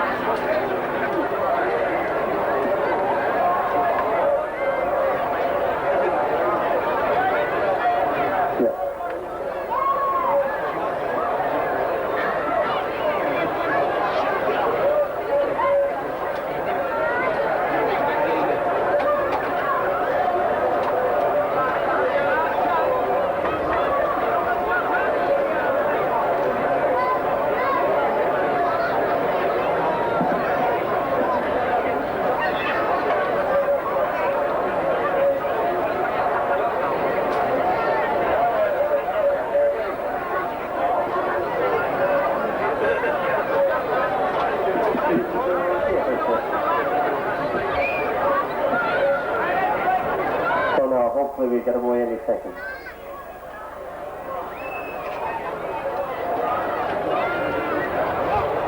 And we have a start at last. And it's Sebastian who takes him along from Hasty Bit. Improving outside, that is Monty's Gold as they come. All 12 of them going a right good gallop on this to 15 hands. And up the inside is Sebastian. Also well upstairs. As they pass it now, it's Hasty Bit who takes it up from Sebastian. Running well in third is Monty's Gold. There's a faller already, so yeah, jockey seems okay. There's a loose horse now, so be careful. Keep it off the track. If you can bring her in off the track. Getting back to the race itself. And it's Sebastian now who takes them along at a good gallop from Hasty Bits in second. In third runs Monty's Gold. A wall of horses up behind that. But it's still Sebastian who takes them for the top of the hill. They're going around all gallop in this race. Sebastian from Hasty Bits, Monty's Gold in third. Watch the doors there, horse may come down the track, but it's Sebastian now who takes them along. From in second place, Hasty Bits, Monty's Gold is in third. Running well in behind that seems to be Salt Hill. As they swing in, where they'll have one lap to go from here. And still Sebastian who takes them along at a good gallop from Hasty Bits in second. Still well placed in third is Miss Monty's Gold with Melody Cool now getting into the race. Coming along where they get the bell.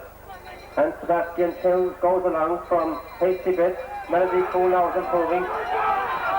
One that's going best of all is Salt Hill on the outside, but it's Sebastian now from Salt Hill as they go up to the 5 furlong shoot. Sebastian Salt Hill in third is the favourite, Melody Cool. Out of my view for just a few seconds, and it's still Sebastian from Salt Hill. Now being asked to quicken. Staying on again in third is Monty's Gold with Melody Cool in fourth. It's still Sebastian from in second Salt Hill. One that's flying from the rear is Some Baby getting into the race now at this stage. But Sebastian now from Salt Hill, Some Baby. Melody Cool having some bit to do. One that's improving from the rear is Crockett. But it's still Sebastian. Some Baby now looks the obvious danger as he comes up outside the challenge. Sebastian from Some Baby, Jesus, and fearful only. One that's flying now is Crockett coming from the rear, but still with some work to do. Sebastian still has the call from Some Baby. Crockett is staying on in third. Inside with 2 furlongs to run. Sebastian now, Some Baby coming up outside the challenge. Second third is Crockett. Inside the distance, it's still Sebastian who's trying to make every post a winner. He looks back to jockey. Still holding on from Some Baby. Inside the distance, Sebastian, Some Baby. But as they overline, Sebastian makes all. Some Baby second. Running well in third is Crockett. But in fourth, Salt Hill. Back and going back over the track.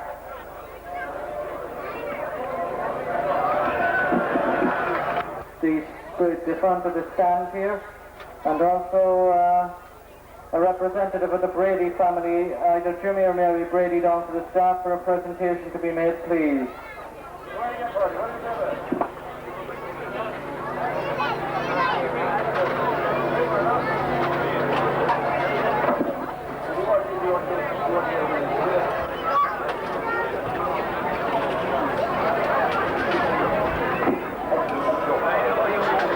Horse box to the main gate, please. A double horse box to the main gate, please. Anybody with a double horse box, will they go up to the main gate, please? Now, up on the stand is Mary Brady. Mary Brady, wife of Jimmy Brady from County Roscommon, great supporters of horse racing in the Northwest. Have had some very good winners, but they've got a very good one here again this afternoon. And former great Kerry football on the left-hand side, Liam Higgins, who does Trojan work for the Dingle Races. He's been very complimentary about what's just been said about him. But Liam will make the official presentation of the Ted Brown Cup for the win on the 5 furlong sprint. And there are also 2 sides of smoked salmon going for that as well, kindly given by Ted Brown. So Liam will now make the Henry Callahan, the owner of the winning horse, take that. And to Mary Brady, the jockey, of course, going very well on the circuit this year. Congratulations to all concerned. And that's another presentation made here this afternoon. Thanks, Liam. Thanks, Mary. We now come to another presentation. Two young boys up here, members of the Fahy family. We have Mark and Keith Fahy representing their parents, whose pony won with Wagtail here this afternoon. And making the presentation of the John Curran Cup are John and Marie Curran, son and daughter of the clerk of the course here, John Curran, who kindly sponsored this trophy. We will now ask John and Marie to hand over the trophy to Mark and Keith here, as it goes back to their household again for another year. So that's another cup going back up to County Kildare with Wagtail's impressive win here this afternoon.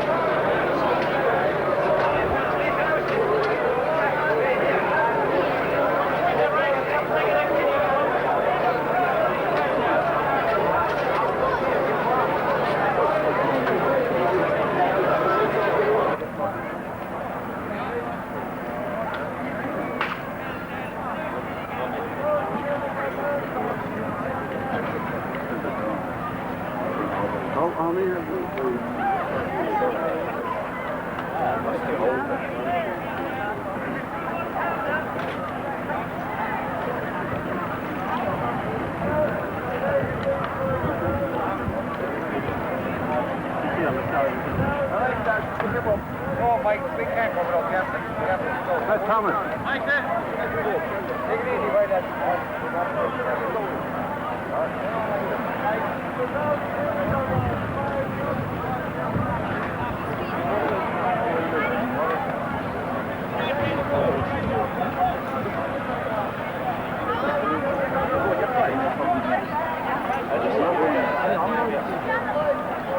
The races are available here as well, and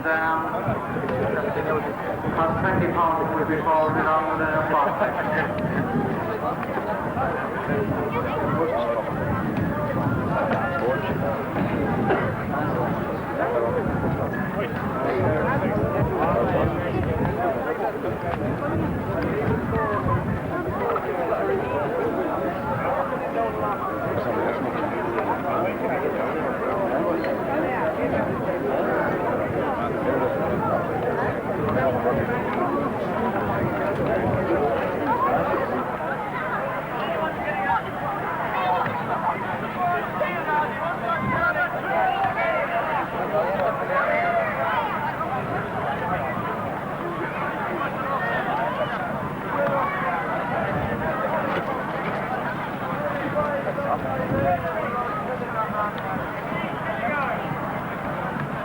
Thomas Dennis, please.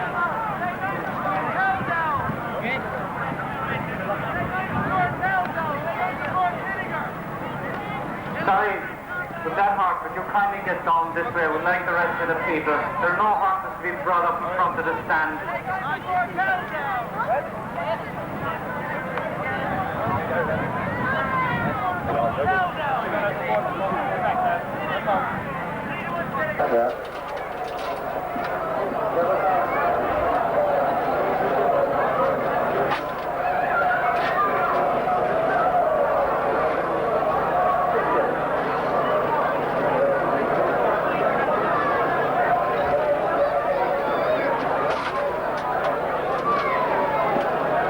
Once again, bunting for position, just race over a mile and a quarter. The Hillgrove Hotel Place.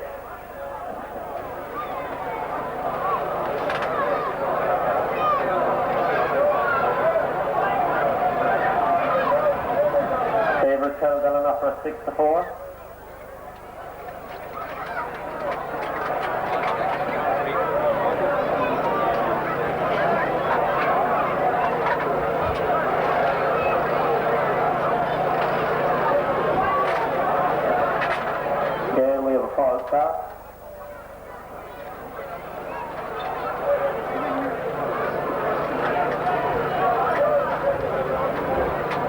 for a few to make their way back. The one over directly in front of us is Castle View. Also the Charger.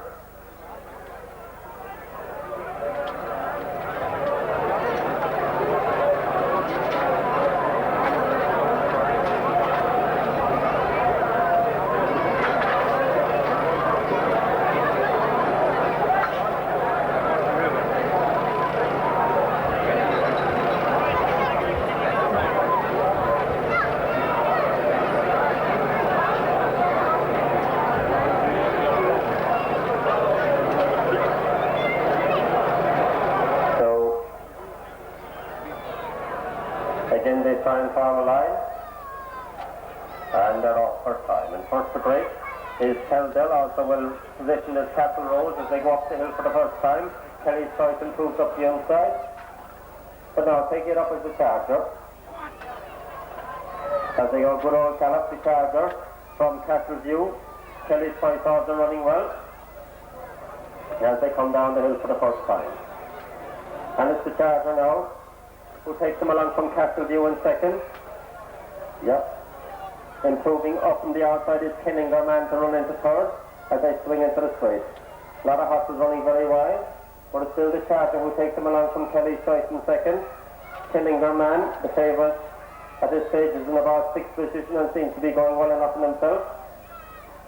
Lee Valley King is also coming into it, but it's the Charger now from Lee Valley Prince as they get the balance. Charger, Lee Valley Prince from Kelly's choice in fourth and seems to be going well in himself.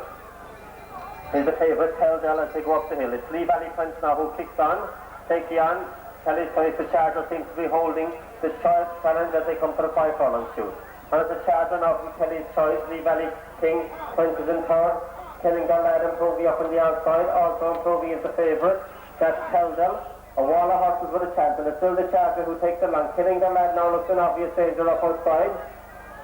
And it's Killing their lad now who takes it up from Kelly's choice staying on. The favourite trying to get into it. Keldell in third position. But it's Killing their lad now from the favourite getting into it. Keldell in third is Kelly's choice with Lee Valley Prince in fourth. Killing their lad from the favourite Keldell. 2 furlongs to run, and it's Killing their lad now. Inside with 2 furlongs to go, Killing the lad. Kelly's choice staying on again in second, the favourite. Dropping back into third. As they come inside the distance, it's Killing the lad from Kelly's choice, Keldell. Also running on well from the rear is Kavanagh. Inside the distance, it's Killing the lad. Holding all the challenges as they come inside the distance. It seems to be Killing the lad who's going to hold on. But in second place, Keldell. A punch finish from third with just Lee Valley Prince holding on, I should think, from third.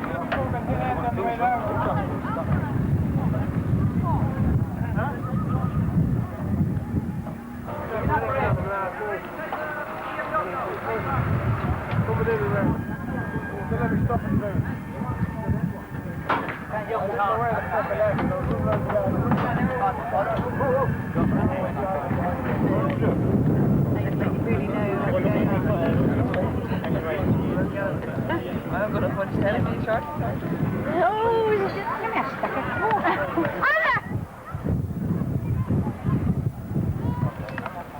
Oh, Mervyn. Oh, hey! number 5 there, Victoria Venture, is in the parade ring. Being followed around there by Aaron Song, seems to be there as well.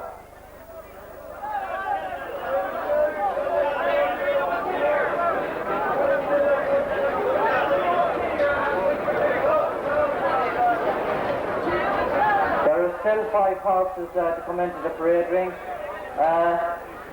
We would be grateful if the owners would cooperate with these stewards and get the horses into the parade ring.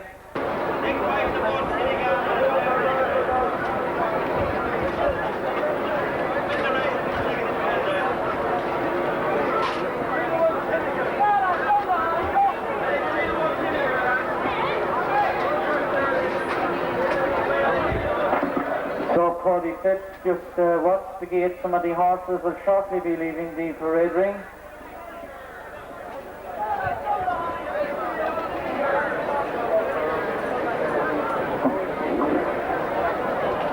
Don't forget racing up in the Midlands on Gasella in County Mayo on next Wednesday and Killimer in County Clare next County Galway next Sunday. Vinnie Glenn just pointing that out to me very forcibly.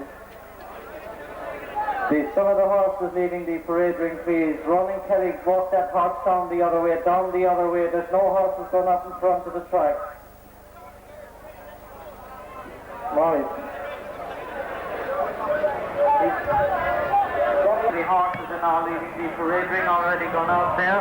David's Choice with M. Walsh in the saddle, the red silk, the black star back in front, black armlets on the sleeves.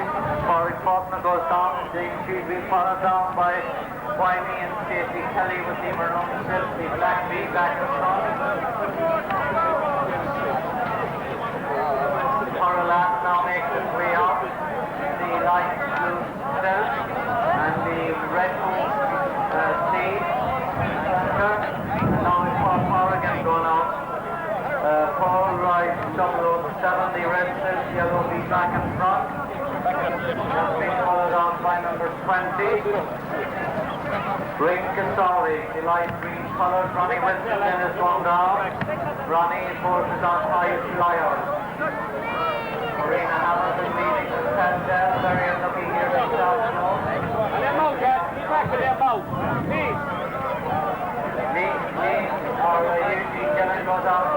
And 007. The white flag is raised.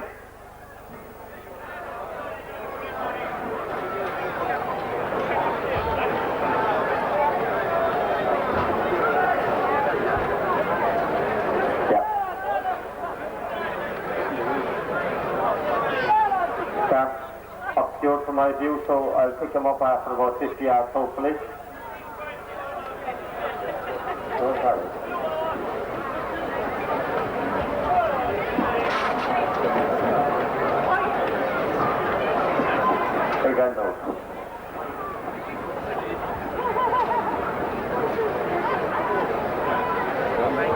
And they're off. Breaking fast. And as they go along at a good clip, it's Kavanagh who takes them along from high flyer. Well bunched up as they go up the hill for the first time. And now coming up to take it up is She's a Lady. Sorry, Why Me, I think it is the one that's gone on with Stacey Kelly. Yeah, it's Why Me now from high flyer in second. Killingham Man is running well. The favourite at this stage is second last. That's Keldell. So as they come in, going at a good gallop, it's Why Me now who takes them along from high flyer. Also running well is Kavanagh as they come and take the belt. And it's Why Me now with Stacey Kelly on board from high flyer in second, improving up the inside to the 007, with She's a Lady also running well. The favourite still remains in about 8 pace, but making some ground now as they come to the 5 furlong shoot. And it's still Why Me with Stacey Kelly in front. 007 runs well in second as they come to the 5 furlong shoot and go on my view. Coming back, and it's still Why Me from 007 now, within the length of that one. These two have gone 3 to 4 lengths in front of Kavanagh, with She's a Lady also running well. The favourite at this stage, Keldell, has some lot to do. Coralas is now improving into 4th. but it's 007 now who takes it up from Kavanagh, running inside that, and dropping back somewhat is Wiley with the favourite now getting a good run up into third and improving all the time. 007 now from Kavanagh with Teldell in third. Conor Lass running well in fourth with She's a Lady dropping away is Wiley. Inside it with 2 furlongs to run, and it's Teldell who takes it up the favourite. Teldell now takes it up. Conor Lass trying to improve in the inside, some tight riding there inside the last spin, but it's Teldell now who takes it up. From staying on up from the outside is Kavanagh, but inside the distance, Teldell, Kavanagh, 007 trying to stay on again, but it's the winning favourite again. Teldell takes it from 007 in second. Close between Conor Lass and Kavanagh. The guy with the video has it, right? Okay, thanks.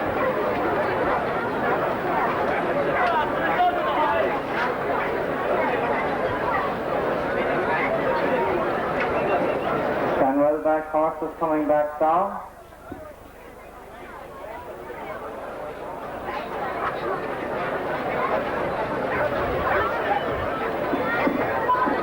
Third place horse, Kavanagh coming down there. Won by a Friel, all the way down from Donegal with Eugene Gillen in the place. Ran on well there to take the third place. First time visitors to Dingle.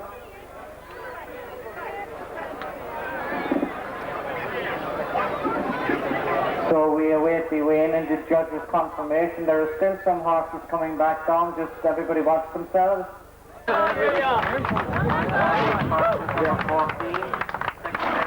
19 and in third place is number 23. That's unofficial, of course, until the weigh-in and the judge's confirmation.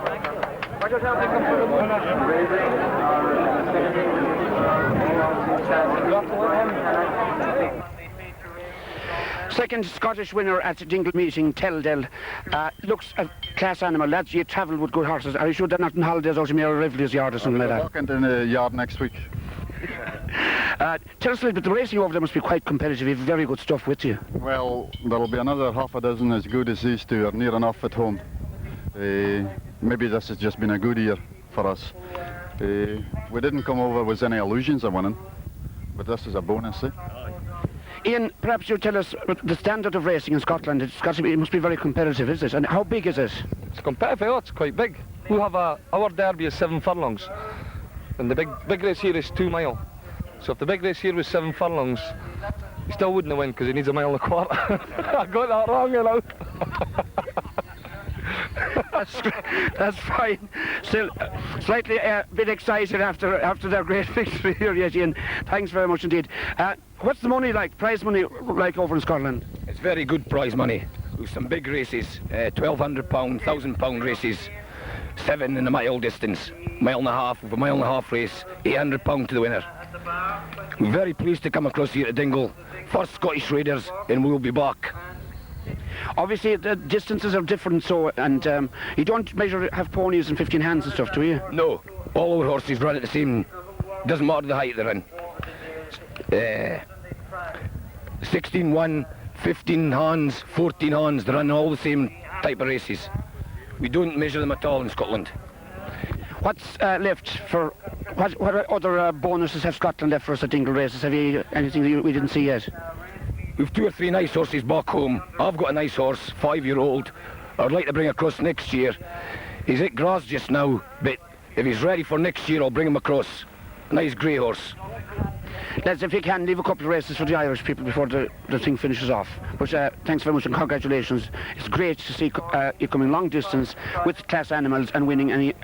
On the podium here by Brian McKenna, the McKenna family in Dingle, presenting a Waterford glass to Jake Williams, all the way from Scotland. These boys are very sporting people to come all the way. A gentleman, saying he really likes it here, and we hope to enjoy. Hopefully you'll return.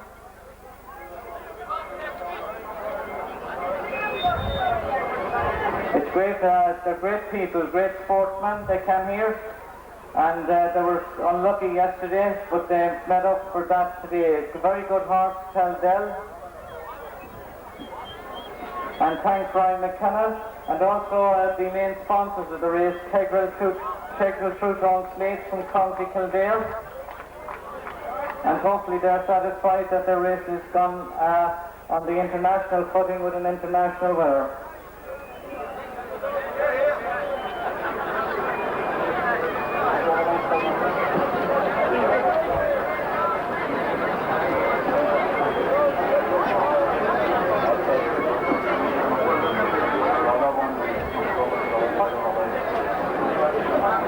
Mick O'Kelly's here, and this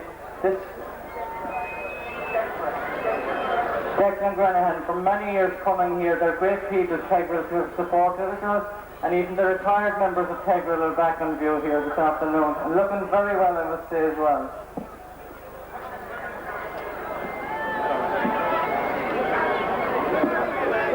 Here on Friday evening, a great supporter of Flopping in West Cork. The Fahalik family, some of the family are riding well inside the rules. Liam Higgins is presenting the Pat Mallon and Finney Maguire Memorial Cup. This cup is presented in dedication to two young jockeys who lost their lives. We wish them well. Sean Sullivan is forward to the main gate, please. Sean Sullivan is forward to the main, and the shortstop taking up their positions again. I think we nearly have most of the runners there at this stage.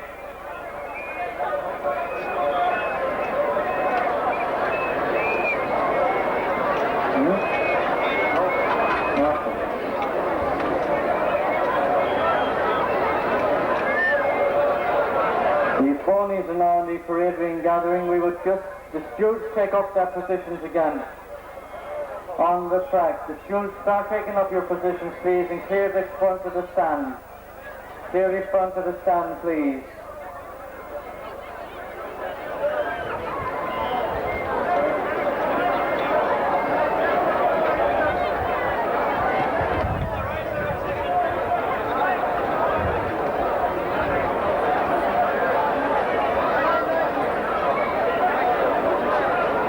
Any space through the wrong go to the main gate.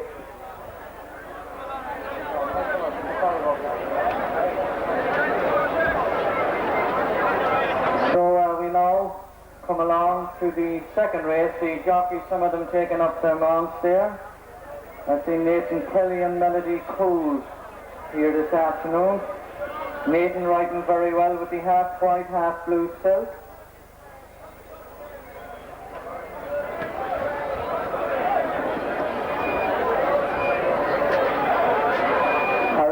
There, first right here on Bay Rock, the royal blue silk and the white and blue lined sleeves. Stacey Kelly and Triple Triumph should go close. Stacey riding very well at the minute, all the way from Downpatrick and County Down. Her sister Sharon rode here with great distinction over the years as champion jockey. And Stacey has picked up that title as well here. Is leading on the Northwestern Circuit as well. A very good young horsewoman. Number 16. Monty's Gold making its way down there in Dublin. The light iron silk with the green star back in front. So everybody back behind the railings, and the stewards take up their positions. Main gate towards the main gate.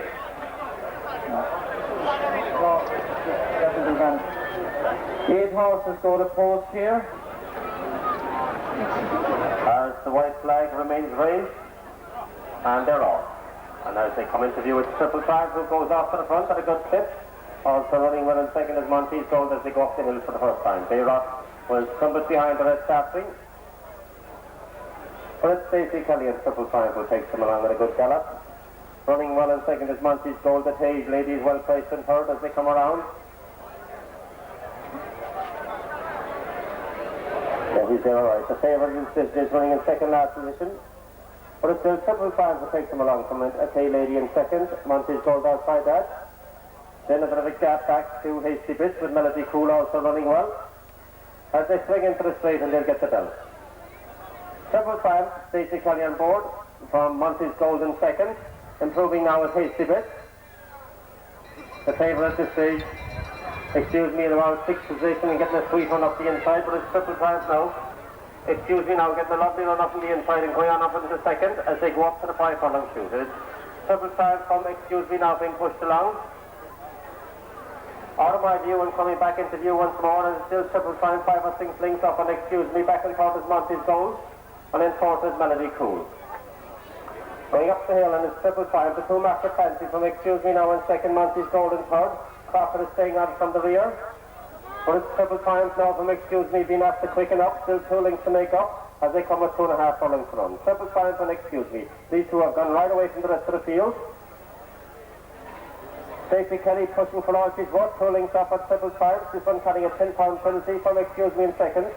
The one shot staying on from the rear is Melody Cool. Going into the straight and the Triple Triumph still has the advantage. Excuse Me trying all he can to get up. Now the jockey has to quicken. Stacey has a look outside and she sees the danger coming. Excuse Me.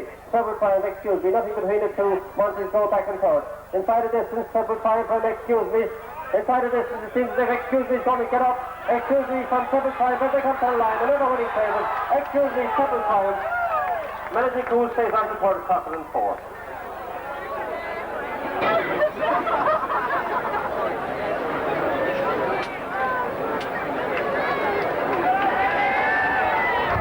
So another Welsh winner here this afternoon. And entries for the next race in the card will close shortly. This the Kingdom Quarries and Clanfire plate valued at 600. Main sponsor is Mike Captain of Clanfire. Also sponsored by Paul Quinn, Monty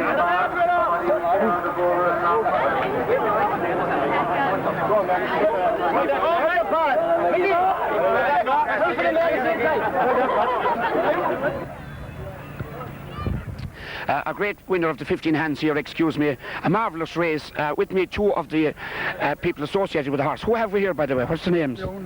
This is the owner. Oh, you're the owner of it? Yeah. Well, we say congratulations. Trainer. And you're the... Mr. Jones is the trainer, and we're the lads with him.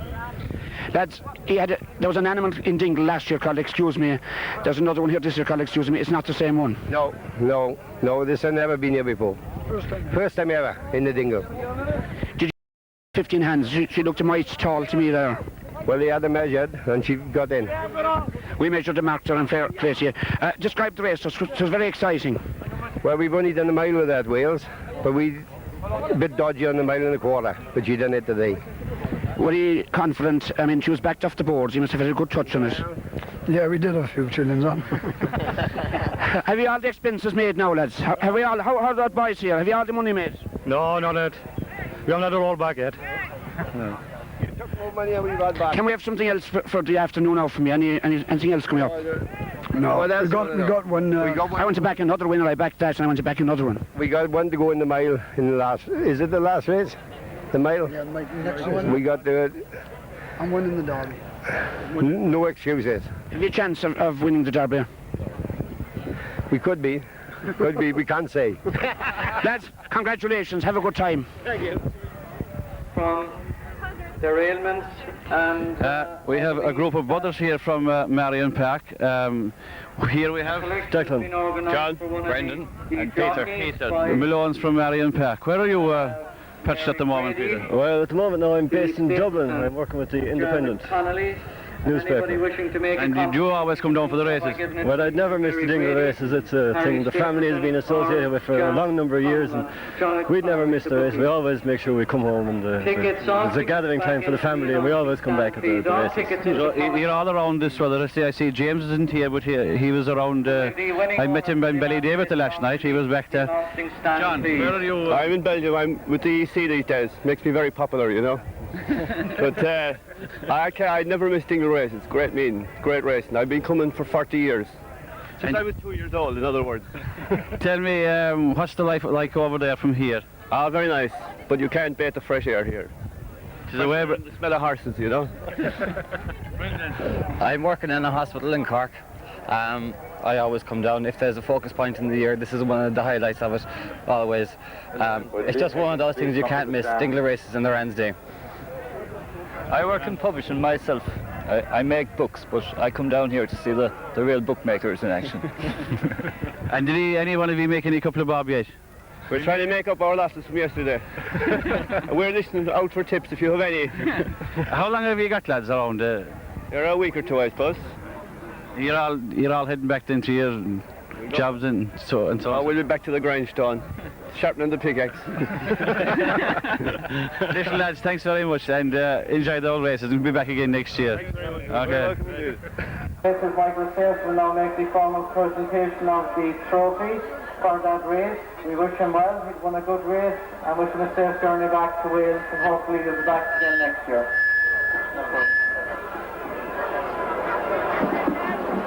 So could we have all of...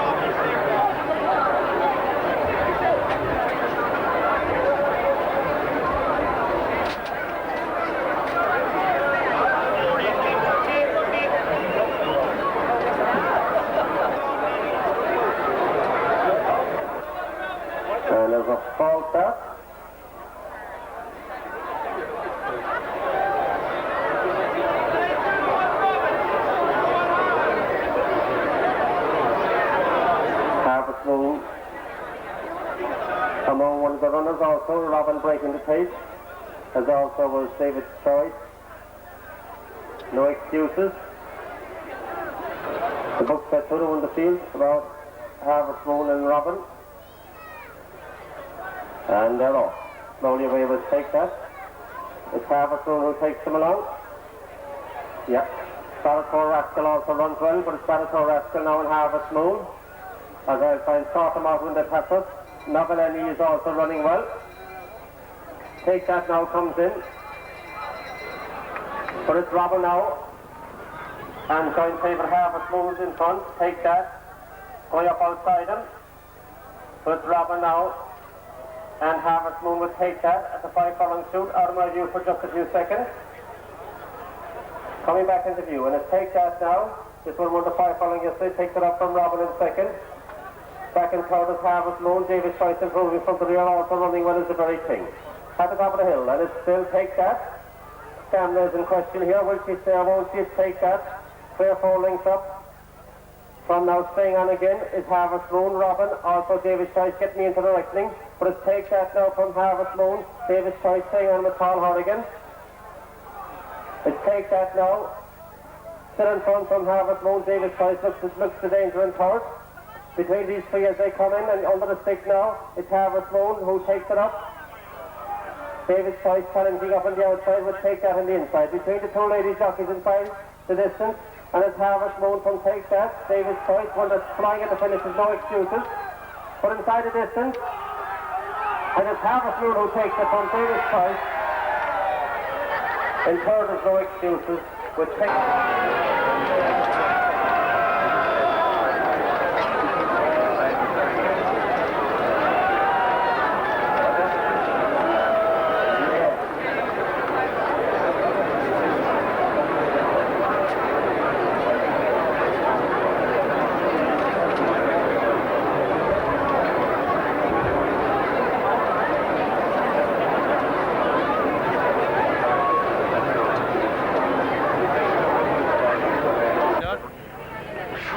very popular winner of the Open Mile here on the Dingle Sunday, Seamus Brown, Donegal.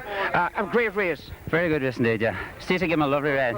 And he just has come right at the time now here. We have been nursing him through the hard ground all year, and he won his first race on Sunday last in Moville, County Donegal. What is the pedigree of the breeding? Where did you get it? Well, he's a northern dancer line, I can't say anymore. So, is it your own breeding? No. When did you buy it? I bought it as a 2-year-old. And laid him out last year to develop. And took him into training this year, and we had problems with the hard ground. And as I say, it's just come right only a week ago. Has Stacey ridden it before? Stacey is my #1 jockey. And will be, I hope, for some time. Congratulations, Seamus. Well done. Oh, yeah, boy. Tim Collins, one of the most respected Gardaí, not only in Dingle but in all the county Kerry. A long time in Dingle now, Tim, and a long time coming to Dingle Races. Yes, Liam, I came to Dingle in March of 1962, so in actual fact this will be my 32nd race meeting at Dingle. I've been here in official capacity in traffic and in crowd control at the Dingle Races for 32 years. I'm about to retire just before Christmas, so this will be my last official capacity here. Tim, over all those years, like, there has been a certain amount of excitement attached to the races. How have you been involved in it? Have you any interest in horses yourself? Not a whole lot, like, just a layman's interest. I used to go to a point-to-point meeting at Ballinray outside of Cork as a kid way back in the 40s and 50s, and then I more or less continued the custom when I came to Dingle, and it's now a way of life. It's a sort of a religion with the Dingle people, going to the Dingle Races for the 3 days. My family have been coming here for the past 28 to 29 years as kids to the amusements, and now they're up in the stands, and I may be in the bar for that matter. They won't abuse the bar at all, Tim, don't worry about that. Have you fond memories of your years in Dingle? I mean, you are a Cork man, coming here originally and settling down here, and what does it mean to you? Well, Dingle now is my home. I intend to remain here in Dingle, and I've been here for 32 years, and that's a sort of an advertisement for Dingle in itself. If it didn't agree with me, I'd have gone long ago. So it's a vote of confidence in Dingle to have remained so long, and I intend to stay here. But you never did shout for Kerry in the Munster final yet? No, it was always the blood and bandage on Munster final day. That's the only day that my wife and myself have a slight difference, but it's always Cork for the Munster final. Well, actually, we like a bit of loyalty in Kerry as well, and I think it is great to see you sticking to your roots where the football is concerned. How do you think Cork are going to get on next Sunday? I hope that they'll come through, and I'm taking Cork to win by 4 points. Excellent stuff. Tim, all associated with Dingle Races, getting back to the race for the moment, there's been what you would call a tough crew comes.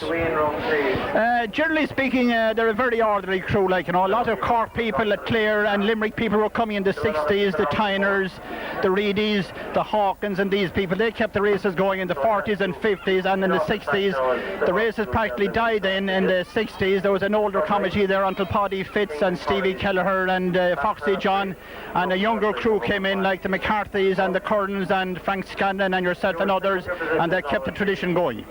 And would you say it's worth keeping it going? Certainly. It certainly is part of our culture and heritage now, and it's a thing that people live for in Dingle. They build their holidays around it, and it's a big social outing for town and country. Tim Collins, I thank you very much, and I'm sure that the whole town and race committee and all will join with me in wishing you a very happy retirement. One of the side attractions, Best Dressed Lady Yvonne Lovett again, and the presentation now being made of a watch, a beautiful watch, I believe.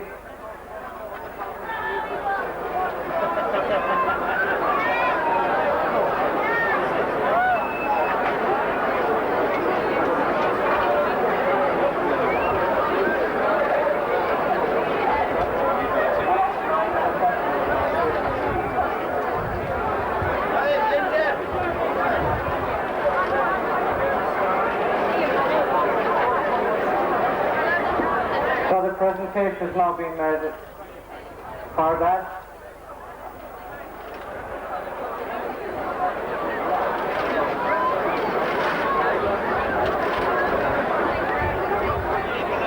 We thank Josephine for coming up and make the presentation. Now the next presentation is to Paddy Flannery and Ciara Flannery, the most elegant mother and daughter, and this will be presented by Eileen MacDonald on behalf of Rita Lentz, who's a great supporter of the Dingle Races.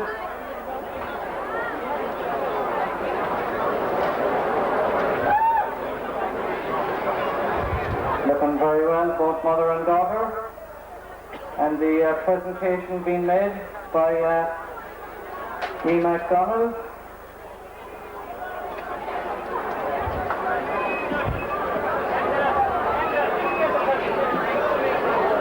So we're back now to the main business on the car.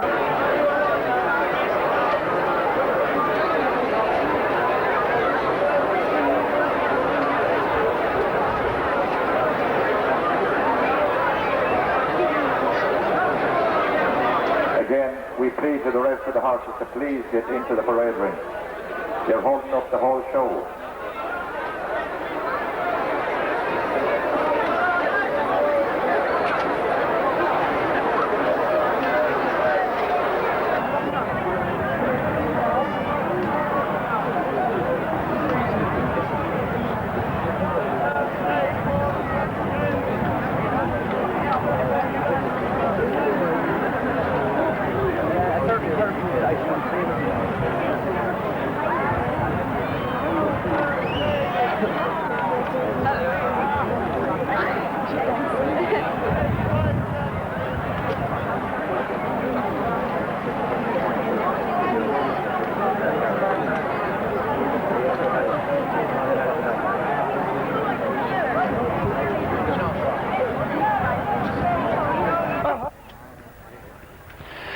Very welcome visitor to Dingle Races, as usual, is Brian Burns, all the way from Donegal again. Brian, next race coming up here is the Dingle Derby.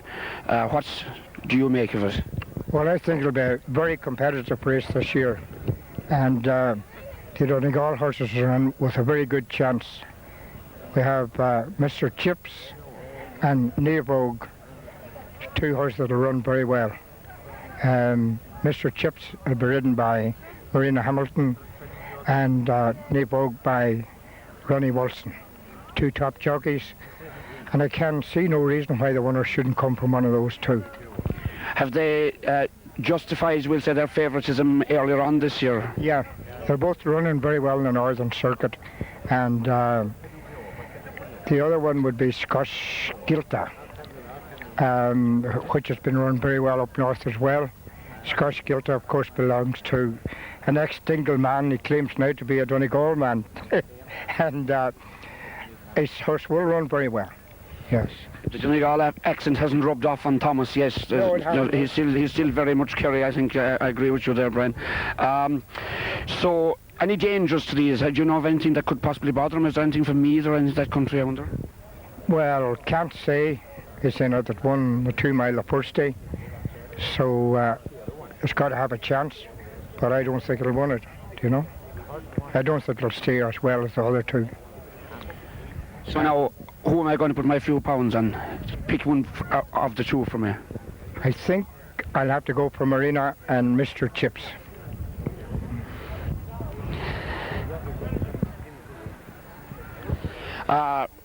Welcome back to Dingle Races, Ronan Kelly, a regular visitor here for year after year after year. I believe that you have a couple of boxers in the family now as well as jockeys. Yeah, I've always had a couple of boxers now, all the lads boxed. Murdoch was beaten in the final by Paul Griffin, who finished up as a European champion, and he's also the UK stable lads and jockeys champion from last year. Natey is a juvenile champion, an Irish international from last year. And Oisin has 2 Irish titles. I believe Oisin is not here. No, he's in Letterkenny. He got a bit of a bad fall in Moville, but he's on the mend and he's due out tomorrow. We wish him the very best of luck and a very speedy recovery to Oisin. Ronan, the Dingle Derby, what do you make of it? What's your choice? The lottery now, but the Northern horses are going very well. I don't know anything about the Scotch horses or the Welsh horses, but Kieran Egan is supposed to have a decent horse here.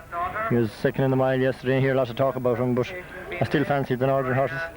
Which one would you go for now? Would you go for Mr. Chips or Nevogue? That seems to be their top fences. No, I don't think I go for Mr. Chips for the distance. You know, he's carrying 12 pound extra, and this is an extended 2 miles, which is about 2 miles too.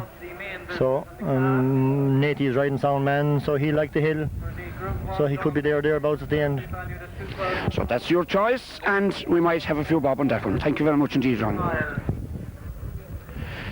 Another regular visitor to Dingle Races year after year, Kieran Egan, father of very successful jockeys as well, John Egan, Niall Egan and so on. You're welcome back. Thank you.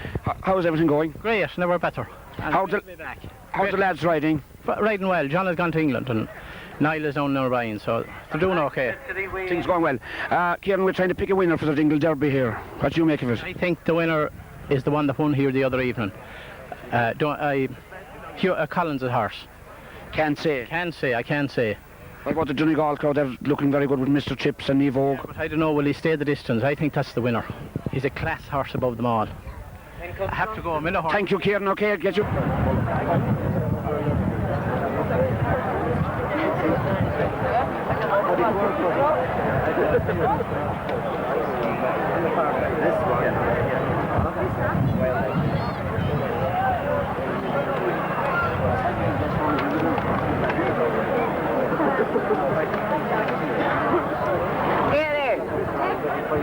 Oh!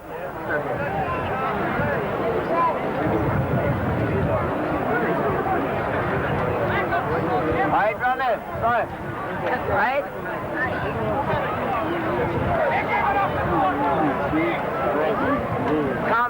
Tommy.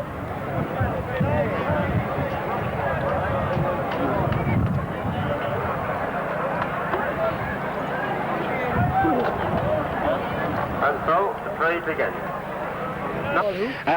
What's your name? Oh, Natey O'Kelly, sorry. Two of the jockeys here coming up riding rather fancied horses at Dingle Races. We're getting their opinions of how do you think you'll go, Stacey Kelly? Yeah, well, the horse ran a good race on Friday night there. He won the 2 Mile Open.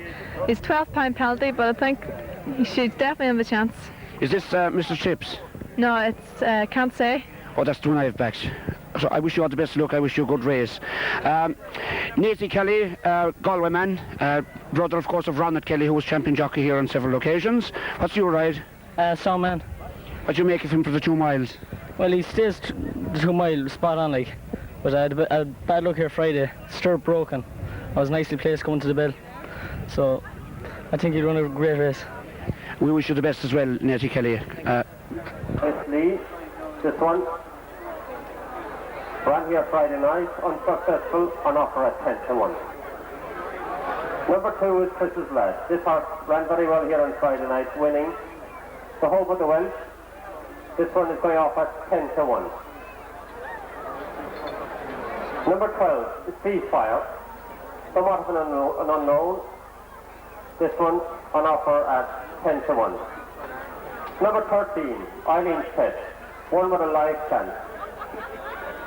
This one was running very well here on Friday night when slipping up at the top end, going off at 10-1. Number 16 we have Hilltop, another outsider. This one on offer at 20-1. Being ridden by the Gigerty.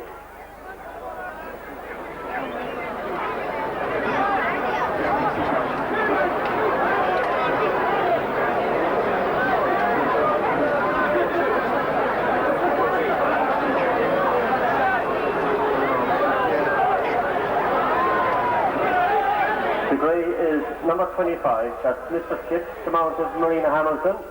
This one won Friday night, carries a £10 penalty. Going off about 5 or 6-1 in the betting, a live chance. Number 27, quietly fancied is Nevo, Ronnie Wilson's Mount, down from the north. This one offer about 5-1. The talking horse of the race is on his way, that's number 28, Paddy Joe, Paul Horrigan on board. I heard a lot about this one in the ring. This one going off a 2-1 shot. 6-4 and some board, very well fancied. Number 29 is another outsider. That's Princess Pam, Cara O'Donnell on board, another lady jockey. This one on offer around 20-1.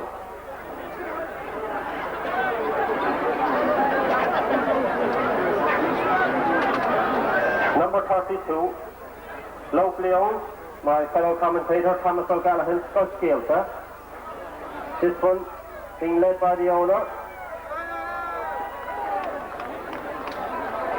Skelter.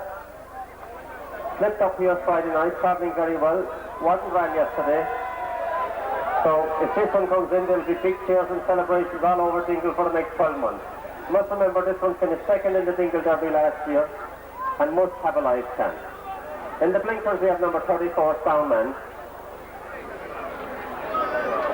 This one drawn by my comrade here, Aloysius Kavanagh.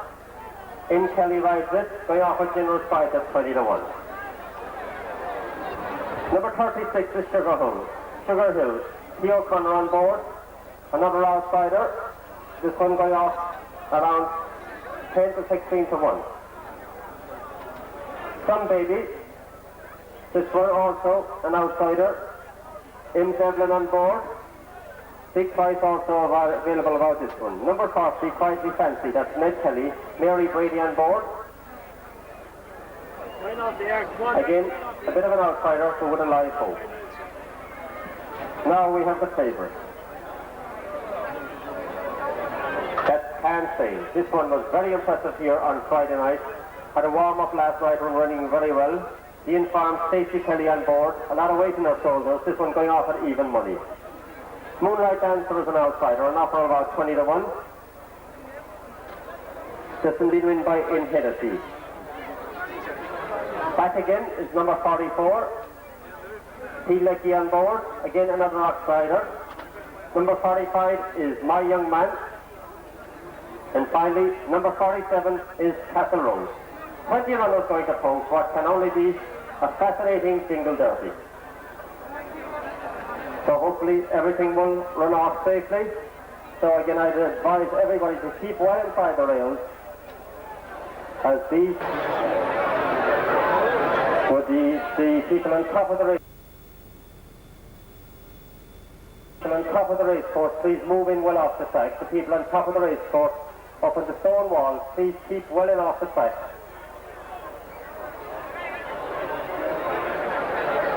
The jockey is very anxious to get away here. Sugar Hill broke the tape, as also the Soundman. And they're off in the Derby, and Can Say is first to take it along from Sugar Hill. One that's left at the start was Hilltop. But as the wall of horses comes to stages for the first circle in the Derby, I'll take it up as they pass us, and Can Say is well positioned up there with Stacey Kelly. Nevo runs well inside that. Also Sugar Hill runs well, as does back again as they go up for the first time. And it's Can Say who takes it along. They're going a right gallop here. Nevo caught a bit for room on the inside, but now taking it up as Sugar Hill from Can Say. Nevo goes third. They go out of my view for a few seconds.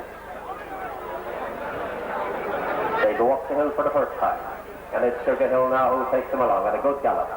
Can Say has been restrained in second. Marina Hamilton was proved on Mr. Chips in third place. Neve Ogren's well in fourth. Also well positioned there is Eileen Seth at the top of the hill for the first time. And it's still Sugar Hill who takes them along. Now Mr. Chris Chips comes up outside that. Can Say is in third. Running well outside that is Eileen Seth. Also improving his ceasefire as they come around for the first time. They're going a good gallop. And still taking along is Sugar Hill. The favourite going ominously well in second, that's Can Say. Chris's lad is in third. Eileen Seth runs very well up outside that, but they have a long way to go from here. They come along where they'll have two circuits to go from here. Can Say with Stacey Kelly going very well. Sugar Hill. Chris's Seth is in third. Running well inside that is back again. Also one that's running very well is Eileen Seth and Teddy Joe. They go up the hill for the second time. Absolutely is one who has improved somewhat. They go up the hill for the second time. This is a two-run race, out of my view, coming back in again. And now taking it off as Can Say. Can Say takes them along from Mr. Fitz. Running well in third is back again. Now Sugar Hill drops away. Absolutely is one that's improving. Eileen Seth. I'm looking for the local hope Scott Gaelta. She's in about 10th position at this place, but still has a live chance. It's the two ladies jockeys, Stacey Kelly and Can Say, Marina Hamilton and Mr. Chip. These have gone 6 or 8 lengths clear of the rest of the field as they swing along the top where they'll come in and get the bell for the last lap. There's a big lead here, whether they can hold on to it or not. It's Can Say and Mr. Chip. They've gone well away from the remaining of the field. Back again this third. So it's Cansey now with Stacey Kelly going very well in front. This one will take some catching. Mr. Chips now being niggled along. One that's improving considerably now into third is Paddy Joe with Paul Horrigan, a lot in his hands. But Stacey has a good lead, 5 lengths up on Cansey. Mr. Chips is second. Here comes Paddy Joe now in third, absolutely runs well in fourth. It looks between these four as they go up the hill. Stacey's kicking for home. That's Cansey. 4 or 5 lengths up on Mr. Chips in the Derby. At the 5 furlong shoot. Coming back into view. That is Cansey, who was 5 lengths up on Mr. Chips. Paul Horrigan is well back in third. On Paddy Joe, absolutely fourth. One that's coming from well off the pace is Ned Kelly. But at the top of the hill. And it's Cansey now on the first. So Mr. Chips is coming back into it. Paddy Joe has still something to do absolutely in Ned Kelly. But it's Cansey and Stacey Kelly. Seeing as this one perfect. As they come with 3 furlongs to run in the Derby. Cansey from Mr. Chips. These are a good 10 to 15 lengths in front of the rest of the field. That's absolutely in third from Paddy Joe. But it's Cansey 2 lengths up from Mr. Chips in second. Absolutely running a blinder in third. And staying on in the rear is Some Baby. But it's in with 2 furlongs of their own. And it's Cansey who's clear of our field. In second place is Mr. Chips. One that's staying on in third is Some Baby. Inside a distance, so it's Cansey who's going to take the Derby, it seems. No catching this one. An impressive favourite. That's Cansey. A wall of horses finished for a second. But Cansey and Stacey Kelly come to take the Derby. Cansey winners. Staying on in second. Mr. Chips. In third is Some Baby. But absolutely running a good race in fourth.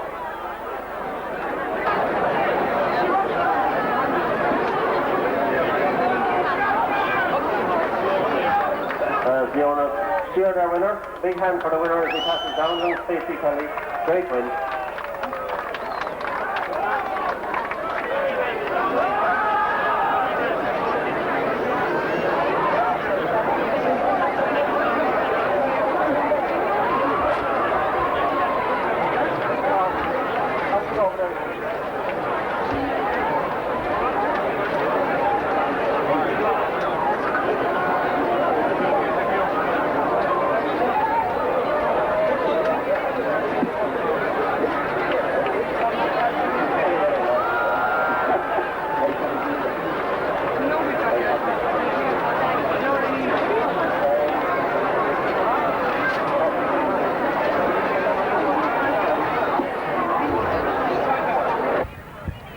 Two very happy and 2 very proud men here, Charlie and Gwen, winners of the Dingle Derby 95.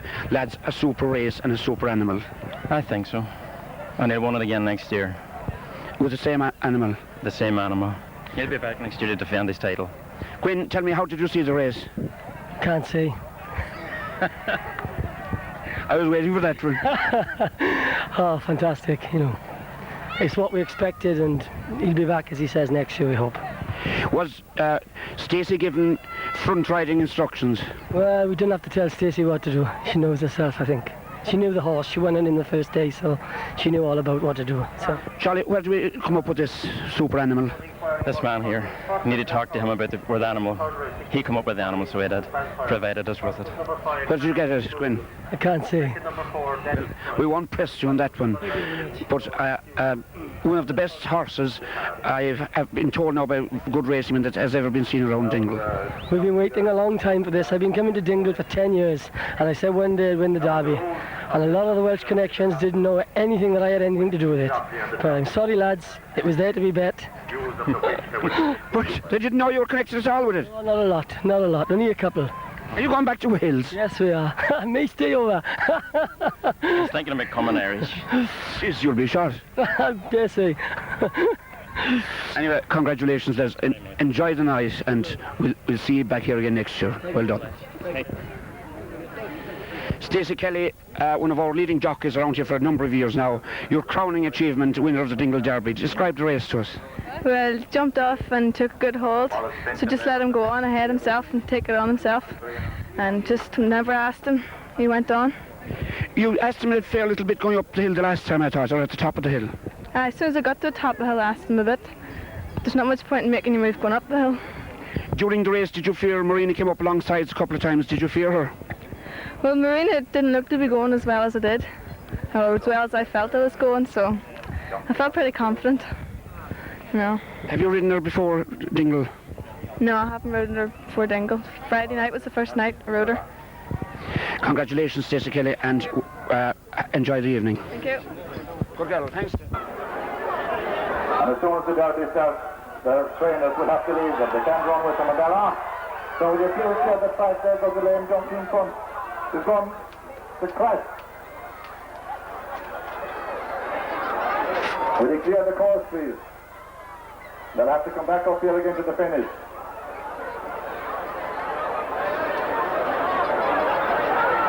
Will you clear the course, guys? Give them a chance. Clear the course, please. Clear the course. And that jumpy didn't go around the pole at all. I think he took a shortcut.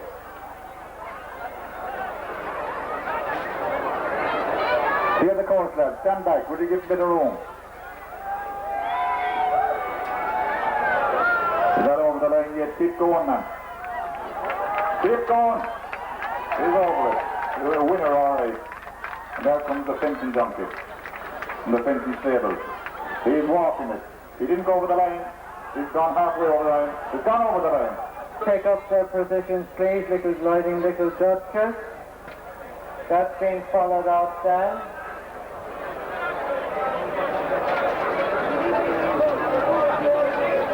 By number 1 out would be Red Silk and the triple white diamond back in front.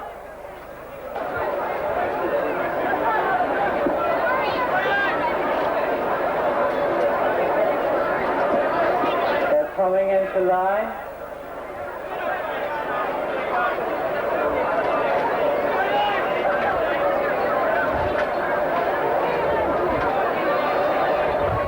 It's coming back into line. All eager to get away, and yes, we have them off and running. And Little Duchess is one to show in front. Bay Pearl is on the inside between horses, then moving with Gypsy. Coming up, where they come up for front of the grandstand here on the inside, we've got Bay Pearl taking them along from Gypsy. Moving across the track, then the Lucky Lady and the wide outside is Little Duchess going up out into the hill. On the inside, it's Bay Pearl taking them along about 2 lengths up now. Gypsy's gone on in second place. That's been followed in third place by My Van Laddie. Going into the skip where they disappear out of view. When they come back in, the lead will be still held, I would think, by Little Five. Yes, he's still out in front, going very well. Dave Pearl about 2 lengths up and Gypsy in second place. Little Duchess is running on in third place. The Lucky Lady then makes ground in fourth place. And Stacey Kelly has Little Black Lace in fifth place as they go down the far side of the track. Coming around by B-Bone Turner, still out in front. Bay Pearl taking them along by about 3 lengths. The one improving sweetly in the wide outside is My Van Laddie in between horses on the inside is Gypsy. Running on from the rear then we have the Lucky Lady. Black Lace is trying to get back into it as well. Coming up this the front quartet of about 4 lengths to 5 lengths up. It's still Bay Pearl. Bay Pearl gets where they get the bell with 1 complete circuit to go. It's on the inside. Bay Pearl from between horses. Then we've Gypsy. There's some energy Bertie going on as they go up to the country for the last time. Still out in front, it's Bay Pearl from My Van Laddie. Gypsy still persistent in third place. Black Races running on into fourth place. Where they come back into view, still Bay Pearl is the one that's about 4 lengths up now. But My Van Laddie is being pushed on all the time by Paul Horrigan and trying to reduce the deficit. My Van Laddie would look to be gone slightly stronger as they're coming running on the far side, coming into Bean Bong Turn. Then we go back to Gypsy in fourth place and away back to Black Lace in fifth place. Down to the far side of the track, coming in around by the Bean Bong Turn. It's still out in front, Bay Pearl. My Van Laddie's been switched on the outside and ridden strongly on by Paul Horrigan.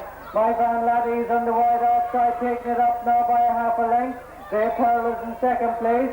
Then you go back to Gypsy in third place. Coming up the home straight, we're going to have a very good finish between Bay Pearl on the inside, but Horrigan has stolen the march on My Van Laddie on the outside. My Van Laddie's been extended all the time now. Horrigan takes it. My Van Laddie for Brian Borden, Churchill, down to Donegal. In second place is Bay Pearl. In third place is Gypsy. Then we go on to Ralph, Black Lace, and Little Duchess. And they're the only winners.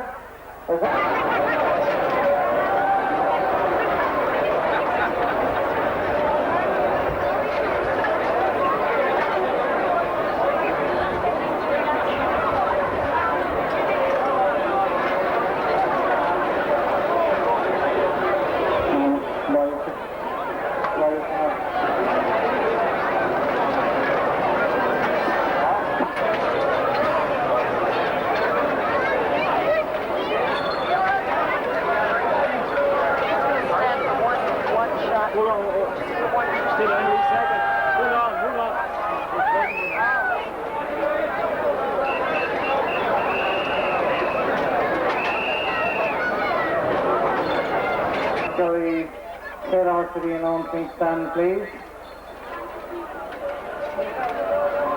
All the stewards to pull away.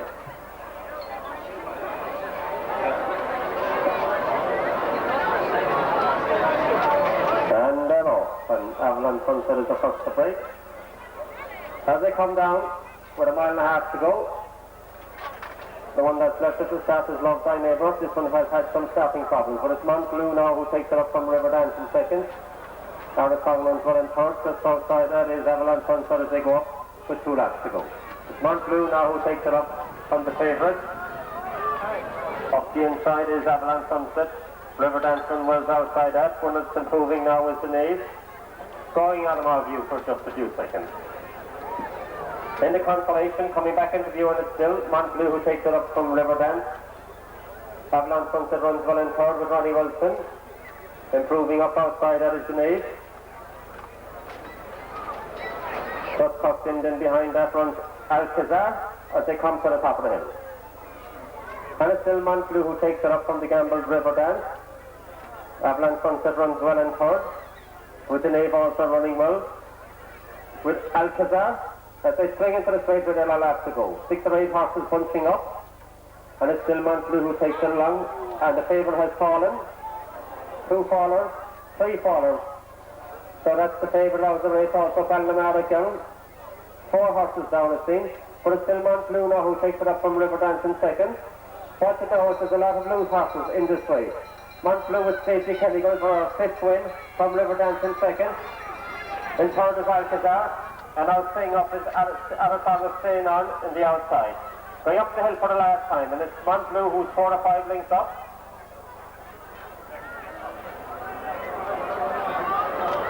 Stay out of my view for just a few seconds.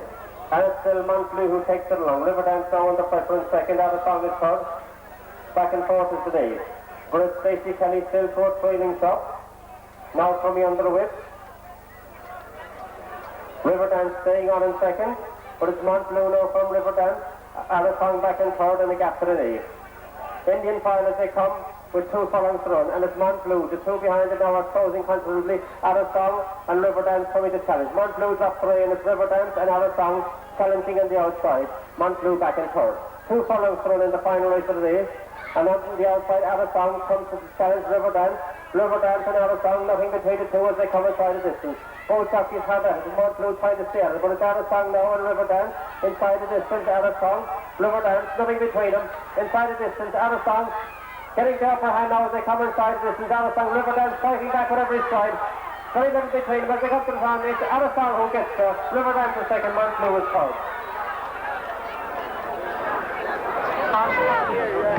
What's that horse? Well done, Gus. Well done.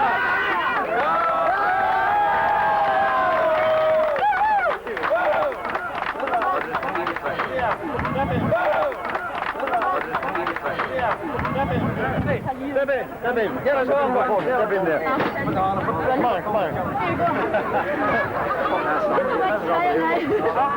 Okay, right lad. Jockey!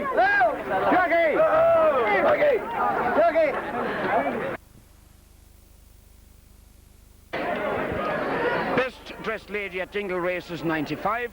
The first local to win it in quite a few years. Yvonne Lovett from Lisbole. Yvonne, first of all, tell us about the ensemble you're wearing. The ensemble I'm wearing, I got it for my brother's confirmation and my friend's daughter's Holy Communion. And I got it made in Dublin, because everything in Dublin was either to there or to there, which was too short for me. So I decided to go out and make a right outfit for myself. So. Was it a costly outfit? Well, put it this way, Dawn Love is broke at the moment. Could you sort of model it for us there now? Just open the button of the jacket and just show the people exactly what it is you're wearing.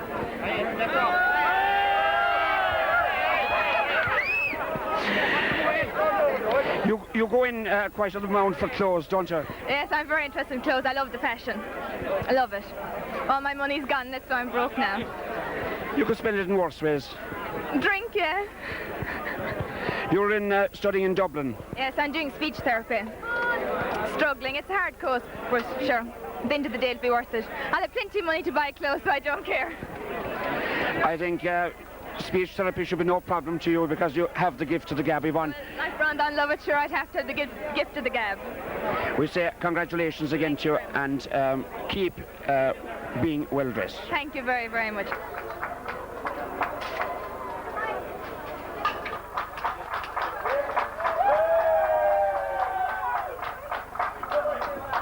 Now the presentation of the Dawn Men's Dingle Derby trophy is being made. And that now concludes the thing for Dingle for 1995. Donegal.